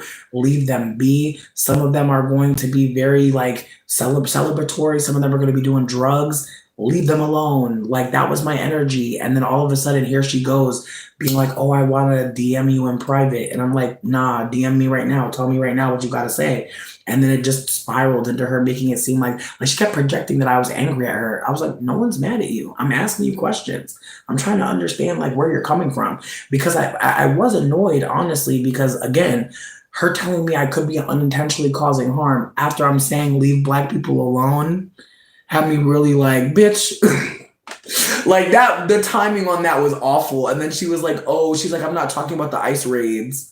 And it's like, I wasn't talking about the ICE raids either. I was talking about leave black people alone going to the protest. So again, there was moments where I don't think that we were talking about the same thing, but it really felt like she wanted to like be contrarian in the moment. And it just wasn't a moment to be contrarian because we were literally talking about leaving black people alone. So it had me sitting here like, I was like, there will be moments where I fuck up where it'll make sense to drag me. Like I was like, just wait on it, but this ain't it. I was trying to be playful at first. At some point, she kept on saying that she was sorry, but it was like, I'm sorry you're mad. Like it was like, I'm sorry that I have riled you up, and it's like you did it. But again, in retrospect, I have to remember like when people say that you're angry when you're not, you gotta remember. Hear me out. I wasn't trying to be in the right. Like I would never want to fight with somebody, especially a black person. Didn't I just say to leave them alone? Like that. This is not a win. I'm trying to explain myself so folks understand what the spirit was. The spirit was like leave folks alone. And if Tanya in that moment felt triggered, that's valid. Some people don't want to hear us mixed people say the thing that somebody black said. They're not there yet. That's okay. Like they're not there yet. Some people aren't like, think about if you heard a white person talking about motherfucking white supremacy and white fragility. You might be like, how the fuck do you know, bitch? Like again, I'm just trying to hold the space for the fact. Like I was trying in the moment to just hold her, but it just felt like she kept trying to apologize, but it wasn't a real apology. And it's like, we're not going to do that because I'm over here trying to hold space for you. Like you don't see me stretching. It's like if I'm stretching to meet you, like stretch back, please. Like, because it's feeling like I was supposed to what? Like in the moment, what? I was supposed to be like, oh no, I made a mistake. I'm like, did I? Like, I'm like, tell me more about the mistakes I'm making. No, don't do that. Black people are not fragile. Black people have been harmed. They're traumatized. Don't do that. Don't do that. So this is what I'm saying. It's like I was like, Tanya, this ain't the moment to weaponize blackness because like we're literally talking about how black people deserve to be left be. You know what I mean? And it's like in the moment, it was just again, it could have been triggering. I named that, but again, it just didn't seem like it was clicking for her. That's fine. But it just felt like in the moment, she wasn't willing to hold it. And instead of her holding that, maybe this wasn't the right moment. She tried to say that I wasn't remaining teachable. And it's like, what was I supposed to learn from this moment? Like, you're telling me this ain't the moment and I should be talking to other mixed people. Again, I talk to so many people. If y'all ever reach out to me, y'all already know I'm hella fucking chatty. Like, I love to send a voice note. If you ever DM me, bitch, you can't say I'm not a chatty bitch. I probably annoyed you.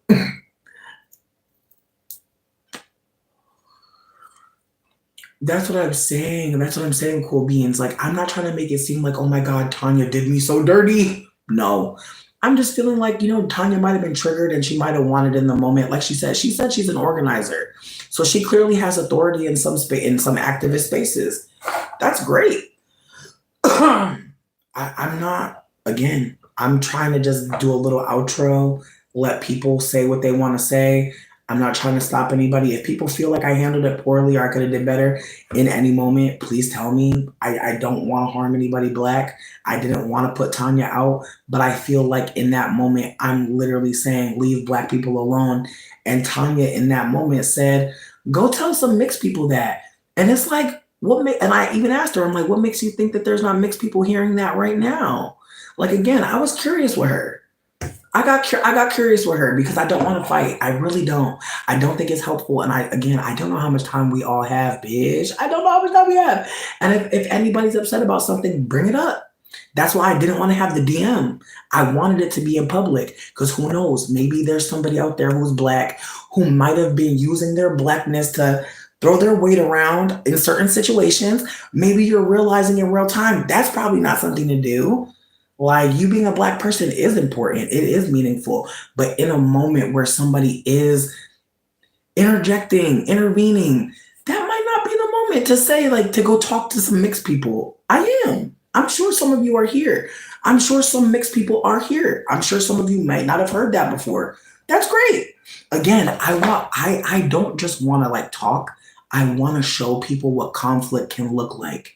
It doesn't have to be me and Tanya beefing forever. No. I'm like, Tanya, this ain't the space for you. And I was being gentle when I said that. I don't want to hurt nobody. There's enough harm in black bodies already, babes. For real. And I do not want to cause any more. If anybody's upset about something, you can DM me. But I would rather you bring it up in public so that we can handle it together. Because if I'm fucking up, I do want to know.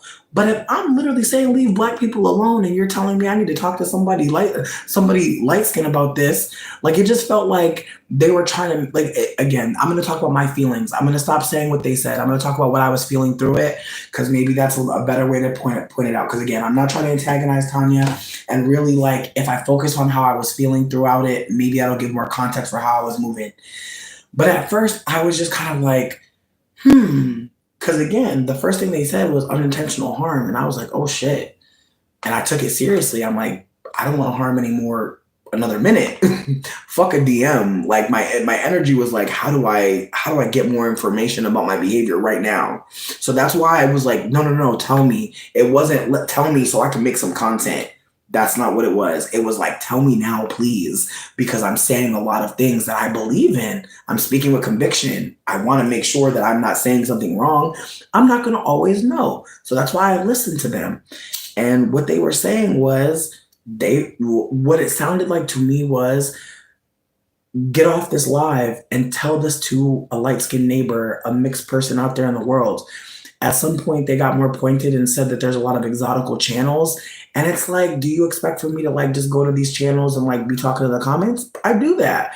Again, there's moments where like it felt like they were trying to get me to do certain stuff. And I was like, tell me more. I kept on asking, like, do you have any instructions for me? Do you want to share with me like how I can move better? And it just felt like they were more interested in like posturing. And again, them invoking that they're a Black woman and an organizer and seeing me go through patterns of I don't know what exactly. It was awkward. But again, I was trying to hold space and be mindful about the fact that like even though I don't feel like what's being said is applying to me in this moment, I still want to hear her out because I don't want to shut down anybody Black from feeling safe to say something about my behavior because again, I'm not going to always see like how I'm causing harm. I do rely on people to say what I'm doing so that I can shift my behavior and move better. And so I'm putting that out there because again, I don't believe that I act the best way, the right way all the time. I don't. I think that there have been times where I was on some bullshit. I probably will be again. I'm keeping my mind open and my ears open to hear about my behavior. So that was the spirit. It was just trying to get more information from Tanya and not to antagonize her, but at some point it started to feel like Tanya really wants me in this moment to seemingly what? Like, what was I like? I feel like I wish somebody would tell me what I was supposed to say to Tanya in the moment because I really feel like what I said was the best, like the best I could do. Ask more questions and then tell her this might not be the space for her because again, I'm going to keep on talking about things that I see that are wayward. I'm going to bring things up. Caleb, oh my God, I'm dead. I'm glad that you're here. I hope you're doing well. How's Canada?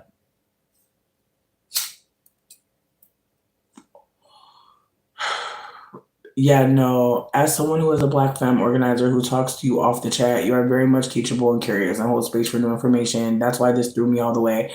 I appreciate you, Trilly. And again, I know me and Trilly have a relationship outside the chat. And so that might make it less credible. Like me and Trilly like are becoming closer friends. We've had really deep conversations. And I cherish that. I cherish the connection we're building. But I also want to be super candid that like I've been close with people in the chat and like we didn't maintain friendships forever. I feel like it's rare that like, we get to connect with people and get to keep them in our lives forever. I feel like some of us don't realize how rare that is. Like some of us really don't realize how rare it is to meet someone that you've never met before and like get to keep them in your life. It's hard. And so I feel like I'm maintaining a connection with Trilly that's respectful and kind, but at the same time, who knows, bitch? Who knows? I could fuck up. I don't want to fuck up, obviously, but I just feel like keep your, like I could be a piece of shit too. I could be shady. I could be fucked up. Like again, I don't want to ever say up here and act like, oh, I'm just the most moral person. I just know so much. I'm just so wise. No, No. I fucked around a lot, made many mistakes, have apologized, and people appreciated it. Have apologized, and people said, fuck you, bitch. And I was like, thank you. I'm so sorry. Again. So, again, with that being said, I'm just remembering I have to be open to all possibilities. I don't think that I know everything right, which is why I keep asking questions. I believe in staying curious. I believe in not kicking people on their way out. I believe that if I treat people poorly, it's going to come back to me. So I'm really trying to remind myself to hold a standard for care, because then if I drop it, people will see why I dropped it, when I dropped it, what happened, and we'll be able to know something. So again, I don't think that anybody that gets kicked out of the room deserves to be dragged any further. I feel like I've said all I needed to say. I don't think there's more that needs to go on, truly. But I do appreciate everybody for listening to me, hearing me out. And again, I'm gonna leave the live up so folks can see in real time how it went down. If folks have notes after, please share them with me. I really don't want to fight with none of y'all, but I really don't want to be surveilled here and be told that my behavior is X, Y, or Z when it's not. I don't appreciate that. I will not fight with y'all about how much I am fucking up and have fucked up. Like, there's someone right now that I need to get back to. I've been really poor at communication. They could drag me. It will all be true. So with that being said, I want us to just remember there are going to be times where we feel things about people, say things about people, and some people aren't going to like it. They're not going to appreciate it. I didn't appreciate what she had to offer. I'm glad that we took space. I hope that in another space, they're able to be free and say whatever the fuck they want to say. That's it. That's all I got. I know I lied. I said I was only going to smoke one more, but we back here. But with that all being said, I do want to say thank you for hanging out with me and socializing. Caleb, I'm honestly doing my best. I'm doing my best. And also, yeah, like I feel like because of the internet, it's hard to know like who's in the right, who's in the wrong, like depending on who sees what. And so, yeah, again, I don't want anyone to think like I think I'm right in this. I don't. I really just didn't want to cause any more harm. And if Tanya saw harm unfolding by me saying what I was saying, I personally didn't see it. And I don't feel like other people saw it either. But again, if folks did see it and they didn't feel safe, I wish I had an anonymous way for folks to like reach out or say something. I should probably work on that just because, again, I don't want anyone to feel like it's their job, like to be put a face with a name. I feel like that's kind of intimidating. So I'll hold that, like, again, sometimes we won't always know who's in the right, who's in the wrong. And again, that's okay. Like, I don't want to be right. I hate being right. I'd rather just be the person that is trying to hold space for many possibilities and going with it, just going with whatever the fuck, not going with whatever the fuck, but just going with the reality that there's many truths, and I'm going to watch the live back myself because again, I don't think that I'm always doing the best. I don't think I'm always on the up and up. I don't always think I know what the fuck I'm talking about. There's times where I get it wrong. There's times where I say the wrong thing and I don't even fucking fix it in the comments. Like I just keep going. So I'm gonna be real. There's definitely times where I'm sure I've spread misinformation or just said something off and people might have felt comfortable to say. That's okay. I'm really hoping that people feel more comfortable moving forward, but if not, that's real. It's not always easy to break silence about people's behavior. And in a space like this where people are like talking and being candid, it can be a lot. I feel like on top of that, the trolls were pretty heavy today and really bugging the fuck out. And so it's like, damn, bitch, like I'm finally getting a moment where the trolls ain't really trolling. I'm saying something that I really wanted to share for a while, but ADHD makes me forget. And now we having this whole filibuster. Dang. Anyways, I'm going to go so people can watch the replay. Love y'all.